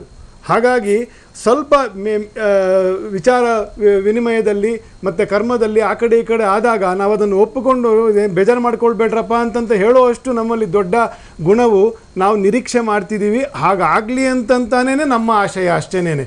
ನಿಮ್ಮ ಬಗ್ಗೆ ಆಗಲಿ, ಮುಸಲ್ಮಾನ್ ಬಾಂಧವರ ಬಗ್ಗೆ ಆಗಲಿ, ನಮಾಜಿನ ಬಗ್ಗೆ ಆಗಲಿ, ಅಲ್ಲಾಹುವಿನ ಬಗ್ಗೆ ಆಗಲಿ, ಅಥವಾ ಪೇಜಾವರ ಶ್ರೀಗಳ ಬಗ್ಗೆ ಆಗಲಿ, ನಮಗೆ ಯಾವುದೇ ರೀತಿ ವೈಯಕ್ತಿಕವಾಗಿರ್ತಕ್ಕಂಥ ದ್ವೇಷಪೂರಿತವಾಗಿರ್ತಕ್ಕಂಥ ಏನೂ ಇಲ್ಲ. ನಾವೆಲ್ಲರೂ ಬಾಂಧವರು, ನಾವೆಲ್ಲರೂ ಒಳ್ಳೆಯ ಜೀವನವನ್ನು ಮಾಡ್ತಾ ಇರ್ತಕ್ಕಂಥವ್ರು. ಆದರೆ ಇಂಥ ಸಮಯದಲ್ಲಿ ಹೀಗಾಯ್ತಲ್ಲ ಅಂತ ನೀವು ಒಪ್ಪಿಕೊಂಡು ಹೀಗೆ ಹೇಳಿದ್ರಲ್ಲ, ಅಂತಹ ದೊಡ್ಡ ಗುಣವನ್ನು ನಾವೆಲ್ಲರಿಂದಲೂ ಎಕ್ಸ್ಪೆಕ್ಟ್ ಮಾಡ್ತೀವಿ. ಅದನ್ನೇ ಹೇಳಬೇಕು ಅಂತಂತ ನಾನು ಇಷ್ಟಪಡ್ತೀನಿ. ಎಸ್, ಕೊನೆಯದಾಗಿ ಏನು ಹೇಳ್ತೀರಿ ಹರೀಶ್ ಕಶ್ಯಪ್ ಅವರು? ನೋಡಿ, ಇದಲ್ಲದೆ ನಾವು ಬಹಳ ಬೇಜಾರಾಗ್ತದೆ, ನಮ್ಮ ಬ್ರಾಹ್ಮಣ ಸಮಾಜದಲ್ಲಿ ತ್ರಿಮತಸ್ಥರಲ್ಲೂ ಕೂಡ ಈ ಸಮಸ್ಯೆ ಇದೆ. ದಕ್ಷಿಣ ಕನ್ನಡದಲ್ಲಿ ಹೆಚ್ಚು ಸಮಸ್ಯೆಗಳಿದೆ. ಲವ್ ಜಿಹಾದ್ ಆಗ್ತಾ ಇದೆ, ಹುಡುಗಿಯರನ್ನು ಕರ್ಕೊಂಡು ಹೋಗ್ತಿದ್ದಾರೆ, ಮುಸ್ಲಿಂ ಹುಡುಗರನ್ನು ಕರ್ಕೊಂಡು ಹೋಗಿ ಐಸಿಸ್ಗೆ ಸೇರಿಸ್ತಾ ಇದ್ದಾರೆ. ಅದು ತಂಡವಾಗಿ ತೊಂದರೆಗಳಾಗ್ತಾ ಇದೆ. ನಮ್ಮ ಹುಡುಗರಿಗೆ ಮದುವೆಗಳಾಗ್ತಾ ಇಲ್ಲ, ಕೆಲಸಗಳಾಗಿ ಸಿಗ್ತಾ ಇಲ್ಲ. ರೈತಾಪಿ ಜನಗಳು ಸಾಲ ಸೋಲ ಮಾಡಿಕೊಂಡು ಕಷ್ಟಪಡ್ತಾ ಇದ್ದಾರೆ.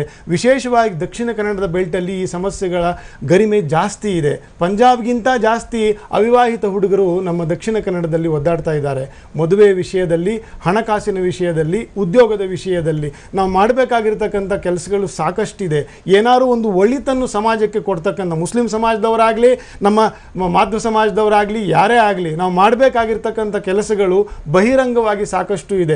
ದೇವರನ್ನು, ಧರ್ಮಾಚಾರವನ್ನು ಸ್ವಲ್ಪ ನಾವು ಪ್ರೈವೇಟೈಸೇಷನ್ ಮಾಡಿಕೊಂಡು ಪಕ್ಕದಲ್ಲಿ ಇಟ್ಟುಕೊಂಡು ನಾವು ಸಾಮಾಜಿಕವಾಗಿ ಮಾಡಬೇಕಾಗಿರ್ತಕ್ಕಂಥ ಇಂಥ ಅನೇಕ ದುರಿತಗಳಿಗೆ ನಿತ್ಯ ಉತ್ತರ ಕೊಡಬೇಕಾಗಿದೆ.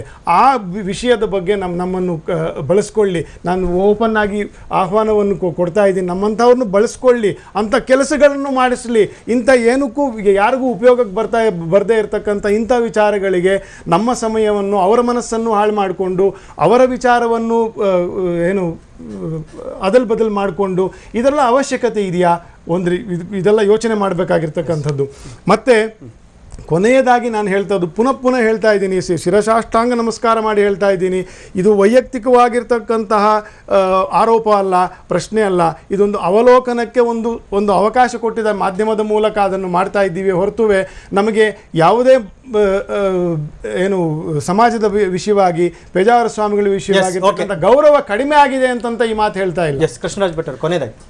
ಒಟ್ಟು ನಮ್ಮ ಇಡೀ ಈ ದೇಶಕ್ಕೆ ಬೇಕಾಗಿರೋರು ಒಳ್ಳೆಯ ಮುಸ್ಲಿಮರು, ಒಳ್ಳೆಯ ಕ್ರೈಸ್ತರು, ಒಳ್ಳೆಯ ಭಾರತೀಯರು ಅನ್ನೋ ದೃಷ್ಟಿಯಿಂದ ನಾವು ಈ ಕೆಲಸವನ್ನು ಮಾಡಿದ್ದೇವೆ ಅಂತ ಅನ್ನೋದನ್ನು ಇಲ್ಲಿ ಕಾಣ್ತೇವೆ. ನಾವು ನಮ್ಮ ಮನೆಯೊಳಗೆ ನಾವೇನೋ ಇರಬಹುದು, ಮನೆಯ ಹೊಸ್ತಿಲು ದಾಟಿದ ಮೇಲೆ ನಾವು ಭಾರತೀಯರನ್ನು ಎಚ್ಚರದಿಂದ ನಡೆಯುವುದಕ್ಕೆ ಇದೊಂದು ಹೆಜ್ಜೆ ಆಗಿದೆ ಅನ್ನೋ ದೃಷ್ಟಿಯಿಂದ ಅವರು ಹರಿಜನಕೇರಿಗೆ ಹೋದಾಗಿನಿಂದಲೂ ಇಂಥ ಬೇರೆ ಬೇರೆ ಸಂದರ್ಭದಲ್ಲಿ ಒಂದು ಮುಖ್ಯವಾಹಿನಿಗೆ ತರುವುದಕ್ಕೆ ತೊಂದರೆ ಆಗಿತ್ತು. ಇದು ಒಂದು ಘಟನೆ ದೇಶಾದ್ಯಂತ ಚರ್ಚೆಯಾಗಿ ಇಂತಹ ಒಂದು ಒಳ್ಳೆಯ ಹೆಜ್ಜೆ ಇಡುವುದಕ್ಕೆ ಅವರು ಹೇಳಿದ ಸಮಸ್ಯೆಗಳು ಅನ್ನುವುದು ನಿಜವಾಗಿಯೂ ಇದೆ. ಆದರೆ ಕೇವಲ ಒಂದು ಸಮಸ್ಯೆಯನ್ನು ಮಾತ್ರ ನಾವು ನೋಡಿಕೊಂಡು ಅದಕ್ಕಿಂತ ಇಂಪಾರ್ಟೆಂಟ್ ಇನ್ನೊಂದು ಅಂತ ಯೋಚಿಸುವ ಸ್ಥಾನದಲ್ಲಿ ಇಲ್ಲ. ಅವರು ಎಲ್ಲವನ್ನೂ ಯೋಚಿಸುವ ಸ್ಥಾನದಲ್ಲಿದ್ದಾರೆ. ಮಾನವತಾವಾದಿಯಾಗಿ ಯೋಚಿಸುವುದರಿಂದಾಗಿ ಇದರಿಂದ ಖಂಡಿತ ಒಳ್ಳೆಯ ಸಂದೇಶವೇ ಸಮಾಜಕ್ಕೆ ಸಿಗುತ್ತೆ ಅಂತ ನಾನು ಭಾವಿಸ್ತೇನೆ. ಓಕೆ, ಕೃಷ್ಣರಾಜ್ ಭಟ್ ಅವರೇ, ಹರೀಶ್ ಕಶ್ಯಪ್ ಅವರೇ, ಹಾಗೆ ರಹೀಂ ಅವರೇ, ಇಷ್ಟೊತ್ತಿ ಕಾರ್ಯಕ್ರಮದಲ್ಲಿ ಪಾಲ್ಗೊಂಡ್ರೆ ತಮಗೆ ಧನ್ಯವಾದಗಳು. ಸೊ ಇದೇ ಈ ಹೊತ್ತಿನ ವಿಶೇಷ. ನಿರಂತರ ಸುದ್ದಿಗಾಗಿ ನೋಡ್ತಾ ಇರಿ TV9.